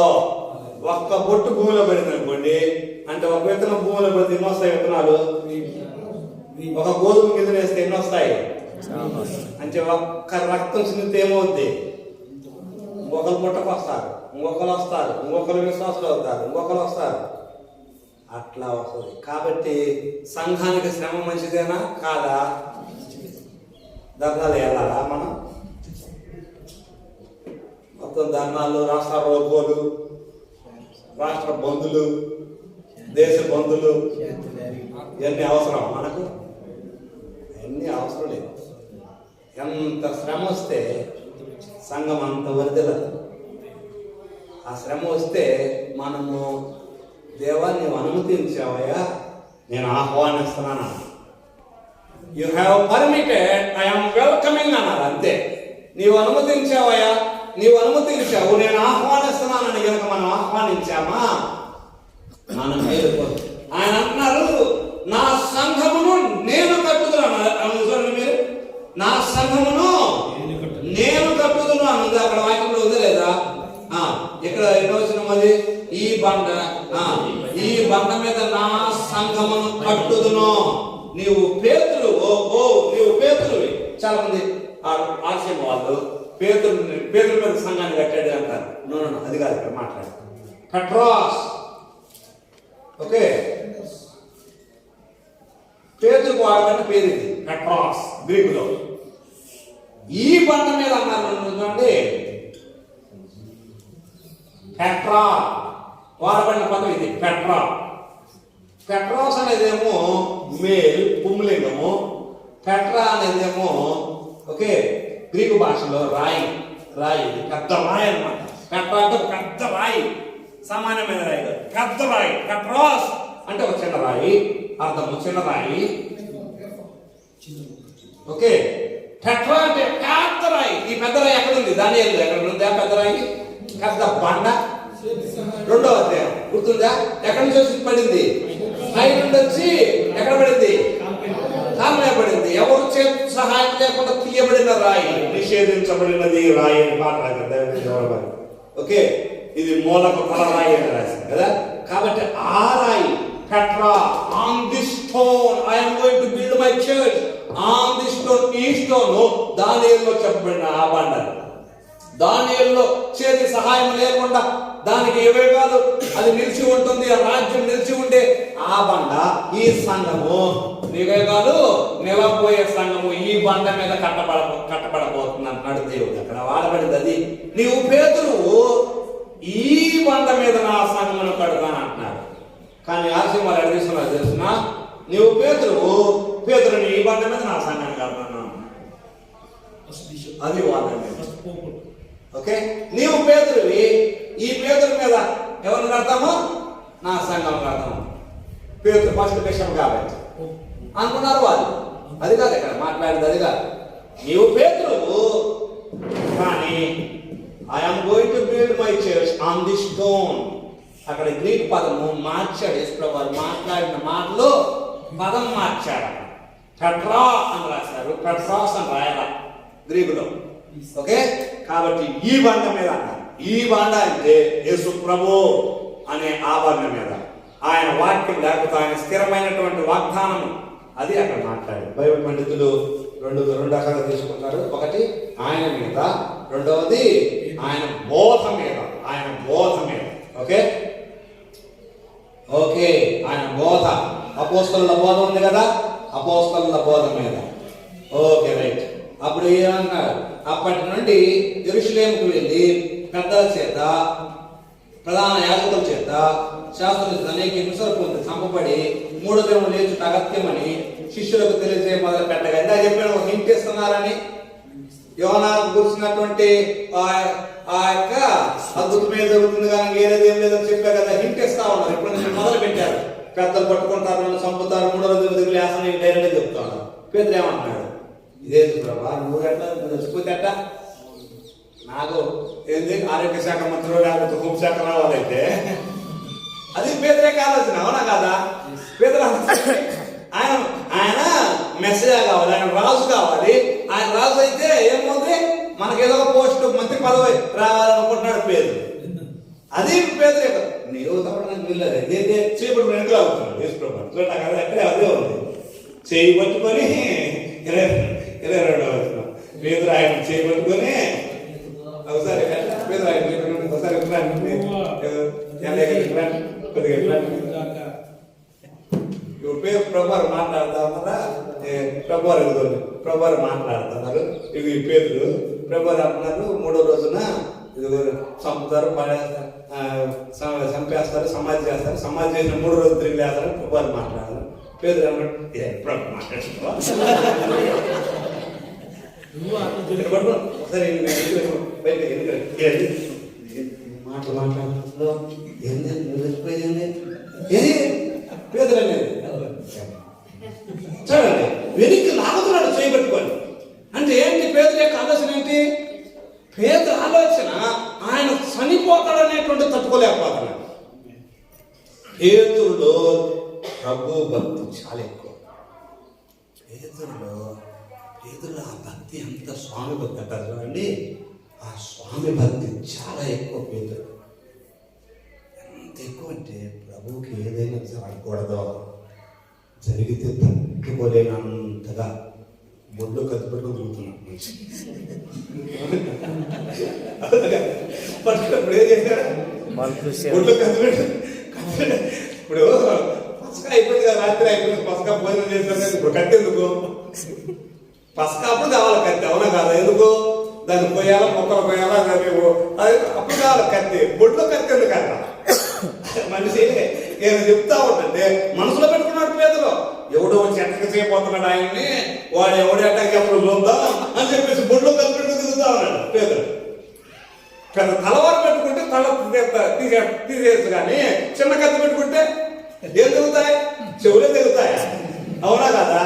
చూడండి, ఆ పేదలు అంత స్వామి భక్తి ఎక్కువ. పేదలు అంటే గురు భక్తి, స్వామి భక్తి ఎక్కువ. నీకు నాకు మన జీవితంలో దేవుడు ఎట్లా వస్తాడు ఎప్పుడైనా సరే గుర్తుపెట్టుకోనండి. నీ ఆరాటం, నీ తపన ఉంది దేవుడు అంటే నీ హృదయంలో ఒక వాంఛ ఉంటుంది. దేవుడు అంటే ఒక రకమైనటువంటి ఆపేక్ష, ఆప్యాయత. దేవుడు అంటే ఒక ఆరాటం ఉంటుంది నీకు. దాన్ని చూస్తాడు దేవుడు, దాన్ని గౌరవిస్తాడు దేవుడు, దాన్ని చాలా గొప్పగా గౌరవిస్తాడు. నీవు ఎన్ని పొరపాట్లు చేయడు కాక నీవు ఎన్నిసార్లు ఆ పేదలు ఆయన ఎవరు నాకు తెలియదయ్యా బాబు, నాకు సంబంధం లేదా అని ఎంత ఏమో బొక్కాడా, అబద్ధం ఆడాడా, అయినా కానీ ఏమున్నది పేదల్లో ఒక ఆరాటం ఉన్నది. యేసు ప్రభు అంటే నా స్వామి, నా ప్రభు, నా దేవుడు, ఆయన మెస్సయా, ఆయన పరలోకముండి వచ్చిన వాడు, ఆయన దేవుడు పంపించిన వాడు అనేటువంటిది బాగా అర్థమైంది పేతులకి. ఒక అవగాహన ఉంది, అది చూస్తున్నాడు దేవుడు యేసు ప్రభు. ఓకే, కాబట్టి సాధారణ వెళ్ళిపోయారు. అయితే పేతులు అయితే తిరిగి సాధారణ నా వెనుకపో, నీవు నాకు అభ్యంతర కారణమైన మనుషుల సంగతులను తలస్తున్నావు, కానీ దేవుని సంగతులను అని ఎవరితో చెప్తున్నాడు? చూడండి, పేతులతో చెప్పినా అంటే తలంపు సాధారణదే, సాధారణ తలంపుదే. నువ్వు చనిపోకూడదు, నువ్వు చదవడానికి వీల్లేదనే తలంపు సాధారణదే.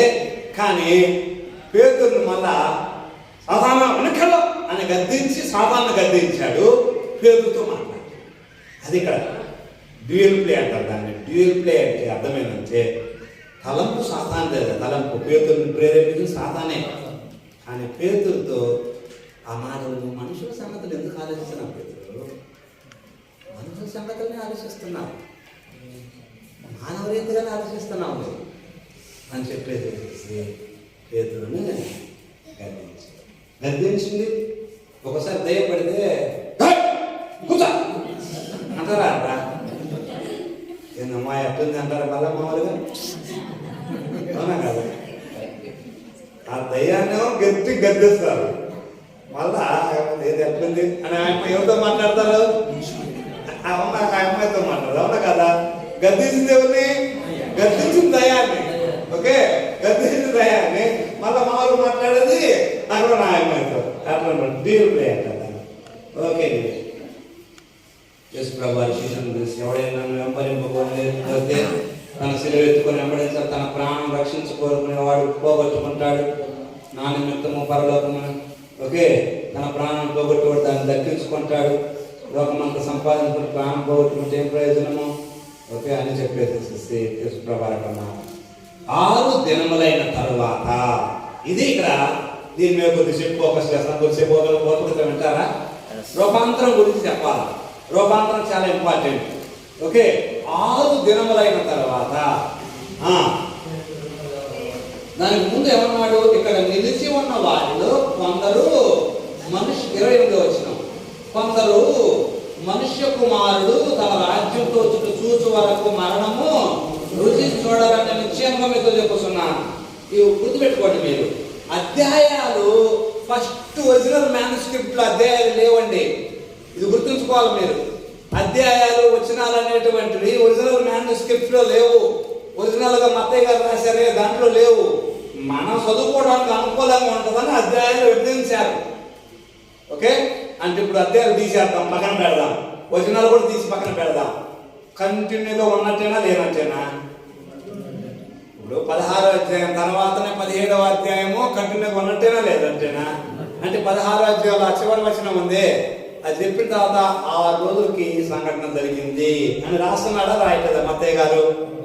అంటే 6 రోజుల ముందేం చెప్పారు? ఇక్కడ నిలిచి ఉన్న వారిలో కొందరు ఏమున్నది అక్కడ? నిలిచి ఉన్న వారిలో కొందరు మనుష్య కుమారుడు తన రాజ్యముతో వచ్చుట చూసు వరకు మరణము రుచి చూడరని నిశ్చయముగా మీతో చెప్తున్నాను. ఓకే, ఇదే మాటలు మీకు ఆ వేరే వార్తల్లో కూడా ఉంటాయి. ఆ రెఫరెన్స్ లో కూడా జస్ట్ కొద్దిగా తీయండి. ఆ రెఫరెన్స్ చదువుదాము. వేరే వార్తల్లో రెఫరెన్స్లు ఒకసారి చెప్తాను. ఆ రెఫరెన్స్ చెప్తాను ఎక్కడెక్కడ ఉన్నాయో. 17వ అధ్యాయం వేరే కొంతమంది స్టడీ బైబుల్ నుంచి వాటిల్లో రెఫరెన్స్ ఎక్కడెక్కడ ఉన్నాయో కూడా చూపిస్తారు. ఓకే, ఇదే ట్రాన్స్ఫిగరేషన్. మార్కు సువార్త 9 ఒకసారి తీయండి. మార్కు సువార్త 9 2 నుండి 13. మార్కు సువార్త 9 తీయండి. లోకా సువార్త 9 28 నుండి. లోకా సువార్త 9 28 నుండి.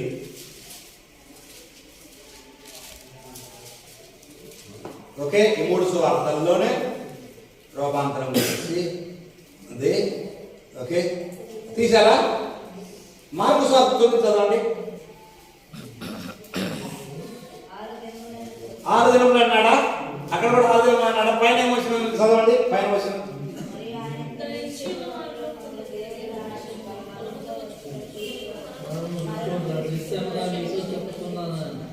ఓకే 6 రోజుల తర్వాత అన్నాడా? ఓకే, మన లోకాసువార్తలో 2:9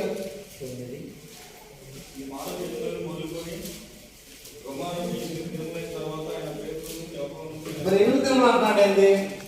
లోక వాళ్ళిద్దరు 6 దినములు అంటున్నారు.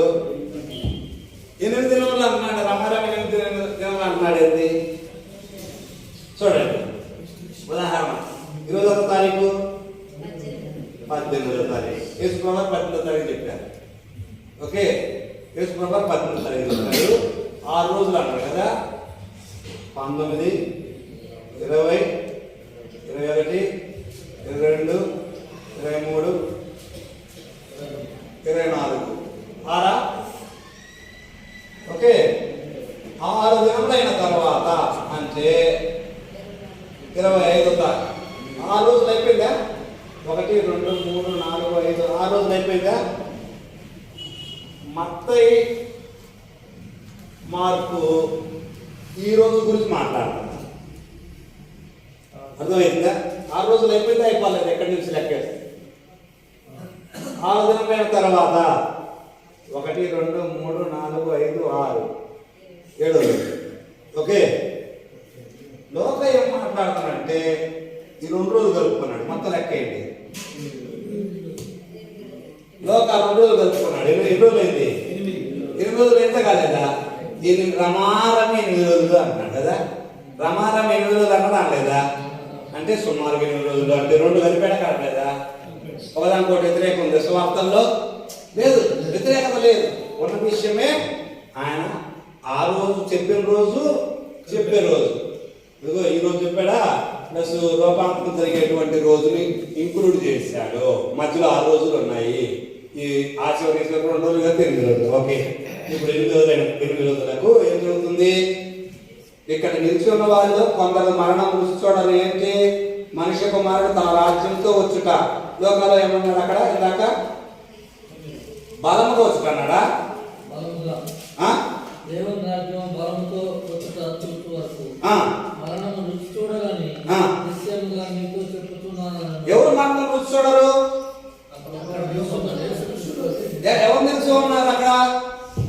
అక్కడ నిల్చుని ఉన్నారు. నిల్చుని అందరూ అన్నాడా, కొందరు అన్నాడా? చూడండి అక్కడ కొందరు అన్నాడా? అంటే కొందరు అంటే కొద్దిగా కొంచెం ఎవరో కూడా కొంతమంది మాత్రమే. ఇక్కడ నిల్చున్న వాళ్ళు ఒక 50 మంది ఉన్నారు అనుకోండి సపోజ్. కొందరు అంటే ఎంతో కొంతమంది, కొద్దిమంది, 50 మంది మొత్తం కాదు కొందరు. ఓకే, కొందరు అన్నాడు. 6 దినం అంటే ఎవరెవరిని తీసుకొని పోతున్నాడు చూడండి. ఇప్పుడు మీకు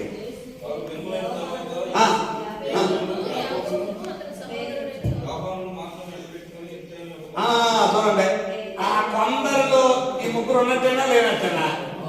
ఆ 3 ఉన్నారుగా. అంటే కొందరు ఇక్కడ నిలిచిన వాళ్ళలో కొందరు అంటే పేతురు, యోహాను, యాకోబు 3 తీసుకొని ఎక్కడికి వెళ్తున్నాడు? కొండ మీదకి వెళ్తున్నాడు. ఓకే, ఏ ఏరియాలో ఉన్నారు ఇప్పుడు? ఏ ఏరియాలో ఉన్నారండి? ఇందాకే తీసుకున్నాను 16వ అధ్యాయంలో. ఏది ఫిలిప్పు దగ్గర కైసరియా అన్నావు కదా, అంటే పైన ఆ ఏరియాలో, ఈ కొండ ఆ ఏరియాలో ఉంది అని బైబిల్ పండితులు అంటారు. టాబోరు కొండ అంటారు దాన్ని. ఓకే, మౌంట్ టాబోర్ అంటారు, టాబోరు కొండ అంటారు. మౌంట్ ఆఫ్ ట్రాన్స్ఫిగరేషన్ అని టాబోరు కొండ అంటారు. ఓకే, నువ్వే ఈ కొండ మీదకి 3 తీసుకుని వెళ్తున్నాడా? ఓకే, తీసుకుని వెళ్ళి ఈ ట్రాన్స్ఫిగరేషన్ గురించి పూర్తి చేసి ముగిస్తాం.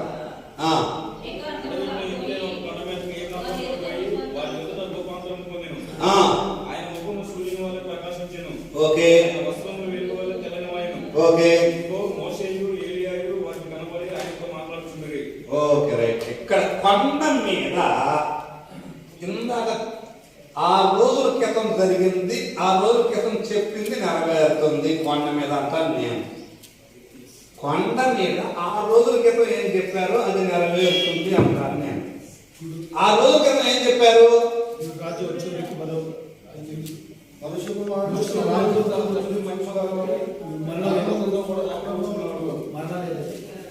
అక్కడ ఉన్న చదవండి, ఒక చదవండి.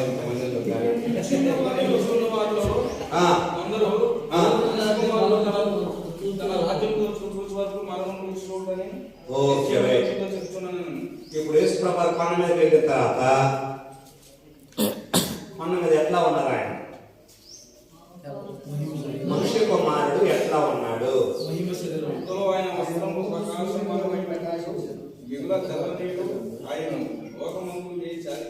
తెల్లగా చలువ చేయలేడు. తెల్లని వస్త్రాలు కదా, తెల్లని వస్త్రాలు. ముఖం ఎట్లా ఉంది? ముఖం ప్రకాశమానమైన ముఖం. తెల్లనివై దగదగా మెరిసెను. మారేను, ఆయన వస్త్రము తెల్లనివై దగదగా మెరిసెను. ఓకే, మనుష్య కుమారుడు ఎట్లున్నాడు? ఓకే, కొండ మీద ఆయన గురించి తెల్లని వస్త్రాలు, ముఖం ప్రకాశమానమైంది. ఇప్పుడు ఎవరైనా కనపడ్డారు? ఎక్కడక్కడ ఉందా? కొండ మీదనే ఎవరు కనపడ్డారు? మోషే, ఏలియా. ఎక్కడి నుంచి వచ్చారు వాళ్ళు? ఏలియా కనపడి అంటుంది కదా అక్కడ. మోషేయు ఏలియా కనపడి. ఓకే, మోషేయు ఏలియా కనపడి. ఓకే, మార్కు సువార్తలో కూడా ఈ మాటలు ఉన్నాయి కదా, లూకా సువార్తలో కూడా ఈ మాటలు ఉన్నాయి. జాగ్రత్త వేరండి. మార్కు సువార్త పేతురు దగ్గర నుండి ఇన్ఫర్మేషన్ తీసుకొని రాశాడని చెప్పాము మనం మీకు. ఇక్కడ మత్తయి లేడుగా, ఈ పైకి వాళ్ళ మత్తయి ఉన్నాడా? కానీ మత్తయికి ఎవరు చెప్పుకుంటారు? మత్తయికి ఎవరు చెప్పుకుంటారు? పేతురు చెప్పుకుంటాడు. ఏందన్నా నిన్న పన్ను మీద పోయి ఏం జరిగిందన్న అడిగాడు అడగలేదా? మత్తయి అన్న నిన్న పండుగ నేను ముగ్గురిని తెచ్చకపోయాడు, ఏందో మరి ఏది స్పెషల్ ఏంది అంటే అదే విషయం చెప్తాడు అని చెప్పాడు చెప్పలేదా? మత్తయి సరే పేతురు చెప్పాడు చెప్పలేదా? యోహాను కూడా ఉన్నాడా లేడా? శిష్యుల బృందంలో యాకోబు కూడా ఉన్నాడా లేడా? కాబట్టి ముగ్గురు జరిగిన సంగతి మత్తయికి చెప్తే మత్తయి అంతా రాస్తున్నాడు. పేతురు కూడా మార్కు చెప్తే మార్కు కూడా రాశాడు. పేతురు దగ్గర కానీ వేరే వాళ్ళ దగ్గర సమాచారం అంతా లోక కూడా స్వీకరించి రాశాడు. ఎనివే మోషే ఏరియాలు కనపడ్డారు. ఎవరు కనపడ్డారు మోషే ఏరియాలు? పేతురు చూశారంటారా చూడలేదా? పేతురు యాకోబులు చూశారు. వాళ్ళకి కనపడ్డారు కాబట్టి చూశారు కాబట్టి చెబుతున్నారు. అవునా కదా? మోషే ఏరియాలు ఎక్కడి నుంచి వచ్చారు? వీళ్ళు పరలోకం నుండి వచ్చారు. అవునా కదా? ఇది ఎక్కడ ఉన్నారు? అప్పుడు పరలోకం నుండి వచ్చింది వాళ్ళు. మోషే ఎవరు? ఇక్కడ చూడండి, మోషే ధర్మశాస్త్రం ఇచ్చిన వాడా కాదా?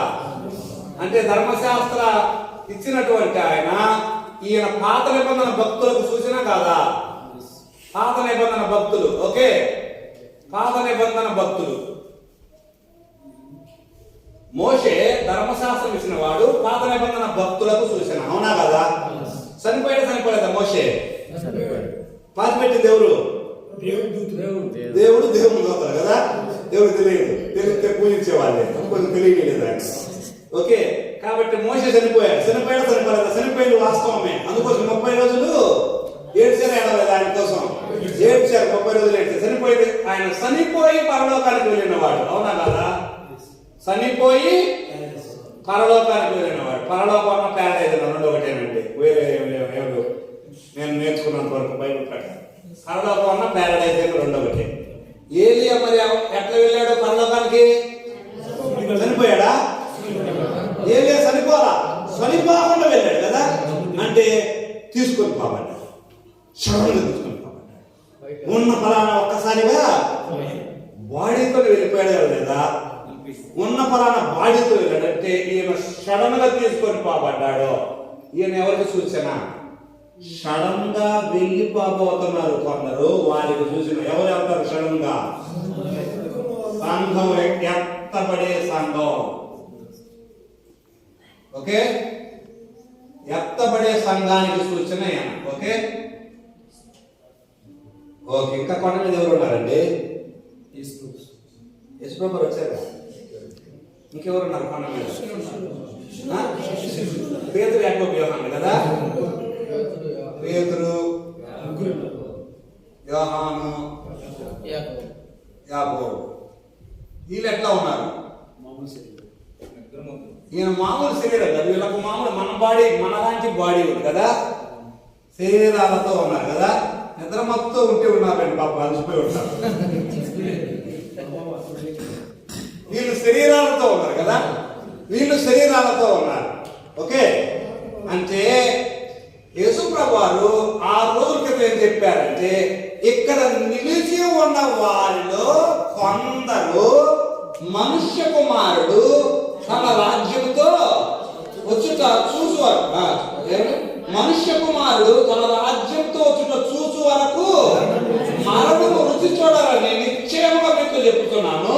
6 దినములు మీరు వెంట పెట్టుకొని ఆయన కొండ మీదకి వెళ్ళి, ఇదిగో వాళ్ళిద్దరు వచ్చారా, ఆ కొండ మీదకి వెళ్ళాడు. ఆయన రూపం మారిపోయింది. ప్రకాశమానమైన వస్త్రాలు, ఆయన ముఖం కూడా తెల్లగా ఉంది. వస్త్రాలు తెల్లని ఆయన. మోషే ఏలియా వారు కనపడి ఆయనతో మాట్లాడుతుండేది. మోషే ఏలియాలు మాట్లాడుతూ ఉన్నారు కొండ మీద. ఇది సన్నివేశం. ఇది రూపాంతరపు కొండ. రూపాంతరపు కొండ మీద మనుష్య కుమారుడు ఎవరు? ఈయన దేవుడు కదా. దేవుడు అంటే దేవుని రాజ్యంలో ఎవరు ఉంటారు? దేవుని రాజ్యంలో దేవుడు ఉంటాడు. ఒకటి దేవుని రాజ్యం. ఆయన ఎట్లా ఉంటాడు? ఇదిగో తెల్లని ప్రకాశమానమైన రూపంలో ఉంటాడు. అవునా కదా? ఆయన రూపం అట్లా ఉంటుంది. రూపం మారి ఉంటుంది. ఓకే, దేవుని రాజ్యంలో ఎవరు ఉంటారు? పాత నిబంధన భక్తులు ఉంటారు. ఉంటారా ఉండరా? వీళ్ళెవరు? చనిపోయిన వాళ్ళ కాదా? చనిపోయిన వారు. దేవుని రాజ్యంలో ఇంకెవరు ఉంటారు? ఎత్తబడే సంఘం ఉంటుంది. ఇంకా ఎవరు ఉంటారు దేవుని రాజ్యంలో? శరీరాలతో ఉండే భక్తులు ఉంటారు. మరి ఈ రాజ్యం దేని గురించి మాట్లాడేది? ఈ రాజ్యం దేని గురించి మాట్లాడుతున్నాడు? మనుష్య కుమారుడు తన రాజ్యంతో అన్నాడా? రాజ్యంతో వచ్చుట. తన రాజ్యం కదా, అంటే మిలీనియల్ కింగ్డమ్. Millennial Kingdom. ఇక్కడ 1000 ఏళ్ల పరిపాలన గురించి ఇక్కడ యేసుప్రభువు మాట్లాడారు. 1000 ఏళ్ల పరిపాలనలో ఎవరెవరు ఉంటారో ఆయన కొండ మీద ఈ ముగ్గురికి, అంటే ఇక్కడ నిలిచిన వాళ్ళు కొందరు అని చెప్పి, ఆయన రాజ్యం వచ్చినప్పుడు ఎట్లా ఉంటుందో చూపిస్తాను రండి. ఆయన రాజ్యం వచ్చినప్పుడు పాత నిబంధన భక్తులు ఉంటారు, ఎత్తబడే సంఘం ఉంటుంది, శరీరాలతో ఉండినటువంటి భక్తులు మనుష్య కుమారుని రాజ్యంలో ఉండబోతున్నారు. ఇదంతా ఉంటారా ఉండరా మనుష్య కుమారు రాజ్యంలో? పాత నిబంధన భక్తులు అంతా వస్తారా? దానికోసం ఎదురు చూసేది. దాని దేనికోసం ఎదురు చూశారు? అబ్రహాము, ఇస్సాకు, యాకోబులు దేనికోసం చూశారు? ఆయన రాజ్యం కోసం ఎదురు చూస్తున్నారు. వాళ్ళకి ఆ రోజున వాళ్ళందరిని తీసుకొని ఆయన వచ్చినప్పుడు వాళ్ళందరికీ 1000 ఏళ్ల పరిపాలన యొక్క రుచి దేవుడు చూపించారు. ఎత్తబడే సంఘం. మనం దేనికోసం ఎదురు చూస్తున్నాం? 1000 ఏళ్ల పరిపాలన కోసం ఎదురు చూస్తున్నాం. చూడలేదా? ఇంకా భూమి మీద శరీరాలతో ఎవరు ఉంటారు? ఇందాక మాట్లాడుకున్నాం. 666 ముద్రలు వేయించు కొనని వాళ్ళు ఉంటారు. వీళ్ళు ముద్ర లేని వారు. ఓకే, ముద్ర మాకొద్దు అనే వాళ్ళు మొత్తం 1000 ఏళ్ల పరిపాలనకు వస్తారా రారా? వస్తారు. కొంతమందికి ఈ పారిపోతున్న వాళ్ళకి ఆశ్రయం ఇస్తారు. వాళ్ళే గొర్రెలు ఒకవైపు, మేకలు ఒకవైపు. 25 మత్తయి సువార్త వస్తాం, ముందుకు వస్తాం, వచ్చే వారంలో వస్తాం. ఈ వారం లేదు టైము, వచ్చే వారంలో వస్తాము. అక్కడ గొర్రెలు వాళ్ళు ఎవరు? నా పేరుకు వచ్చిన వారికి గిన్నెడు సన్నీళ్ళు కానీ వస్త్రాలు ఇచ్చిన వాళ్ళు, వారికి ఆశ్రయం ఇచ్చినటువంటి వాళ్ళు గొర్రెలు. వారు వేరు వేరు దేశాలలో ఈ 666 ముద్ర వేయించుకోవడానికి వాళ్ళు వేయించుకోకుండా పారిపోతుంటే వాళ్ళకి ఆశ్రయం ఇచ్చినటువంటి వాళ్ళంతా వాళ్ళు కూడా శరీరాలతో 1000 ఏళ్ల పరిపాలనలోనికి వస్తారు. ఈ 1000 ఏళ్ల పరిపాలనలో 3 రకాల జనం ఉన్నారు. చూడండి, ఒకటి పాత నిబంధన భక్తులు, రెండోది ఎత్తబడే సంఘము. వీరిద్దరు ఎలాంటి శరీరాలతో ఉన్నారు? మహిమ శరీరాలతో. అవునా కదా? వీరిద్దరికి మహిమ శరీరం ఉంది. కానీ వీళ్ళున్నారే శరీరాలతో ఉండిన భక్తులు, వారికి ఏ శరీరం ఉంది? మామూలు శరీరం ఉంది. మామూలు శరీరం అంటే వీళ్ళకి పిల్లలు, వాళ్ళకి 8 ఏళ్ళకి 1000 ఏళ్ళ తర్వాత ఏముంది? గోగుమాగోగు యుద్ధం. అప్పుడు ఎవరిని మోసం చేస్తాడు? సాతానుడు. పిల్లలు అని లాస్ట్ తరాలు ఉంటాయి. ఆ పిల్లలను మోసం చేస్తాడు సాతాను. వచ్చి ఏంది ప్రభు మీద రాజుగా ఎదురుగా అంటాడు. ఈ జనం వీళ్ళు శరీరాలతో వచ్చిన వాళ్ళు కదా. శరీరాలతో వస్తే ఏముంటుంది? ఆటోమేటిక్గా పాపం ఉంటుందా ఉండదా? శరీరాలతో వచ్చినటువంటి వాళ్ళకి ఎక్కడి నుంచి వచ్చింది? ఇది అంతా ఆదాం దగ్గర నుంచి వచ్చింది కదా. ఆదాం దగ్గర నుంచి వచ్చింది. 1000 ఏళ్ల పరిపాలన అయిపోతుందా? పోవట్లేదా? పాదు. ఎందుకంటే 1000 కాదు, 10,000 సంవత్సరాలు ఆయన పరిపాలన చేసిన అది కాదు. ఎందుకంటే ఆ పాపపు స్వభావము దేంట్లో ఉంటుంది? జీన్స్ లో ఉంటుంది. జాగ్రత్త సుమా. మనము పాపభూయిష్టమైనటువంటి శరీరాలు కలిగిన వాళ్ళు చాలా జాగ్రత్తగా ఉండాలి. యేసుప్రభువారి పరిపాలనలో 1000 ఏళ్ళు ఉన్నా కానీ వాళ్ళు పిల్లలు ఆయన యొక్క పరిపాలన అనుభవించినా కానీ ఇంకా ఎదురు తిరగటమేంటి ఆయన మీద? అంటే మనిషికి ఎదురు తిరిగే స్వభావం, దేవుని మీద ఎదురు తిరిగే స్వభావం ఎప్పటిదాకా ఉంటుంది? చనిపోయేంత వరకు ఉంటుంది, బాడీతో ఉన్నంత కాలం ఉంటుంది. వీళ్ళు పాపం చేసే స్వభావం ఉందా? వీళ్ళకి లేదు. వీళ్ళకి తీర్పు లేదు. అందుకోసమే ఈ 1000 ఏళ్ల తర్వాత తీర్పు ఉంది. ఆ తీర్పే గ్రంథములు ఇవ్వబడేను, జీవ గ్రంథం అని ఇంకొక గ్రంథం ఇవ్వబడేను. ఆ గ్రంథంలో రాయబడినట్టు అందరి పేర్లు, ఆ గ్రంథంలో ఎవరి పేర్లు అయితే ఉండవో వాళ్ళందరికీ తీర్పు తెచ్చి వాళ్ళందరూ ఎక్కడికి పంపిస్తాడు? అగ్నిగుండంలో వేసేసి ఈ భూమి ఆకాశాన్ని తీసేసేసి నూతన భూమి నూతన ఆకాశం సృష్టించి అక్కడ ఆయన యుగయుగాల పరిపాలన చేస్తుంటారు. ఇది రూపాంతరపు కొండ మీద మనిషి కుమారుడు తన రాజ్యంతో వచ్చుట చూపించాడా చూపించలేదా? చూపించలేదా? కొందరికి రాజ్యంతో వచ్చుట చూపించాడు శిష్యులకు.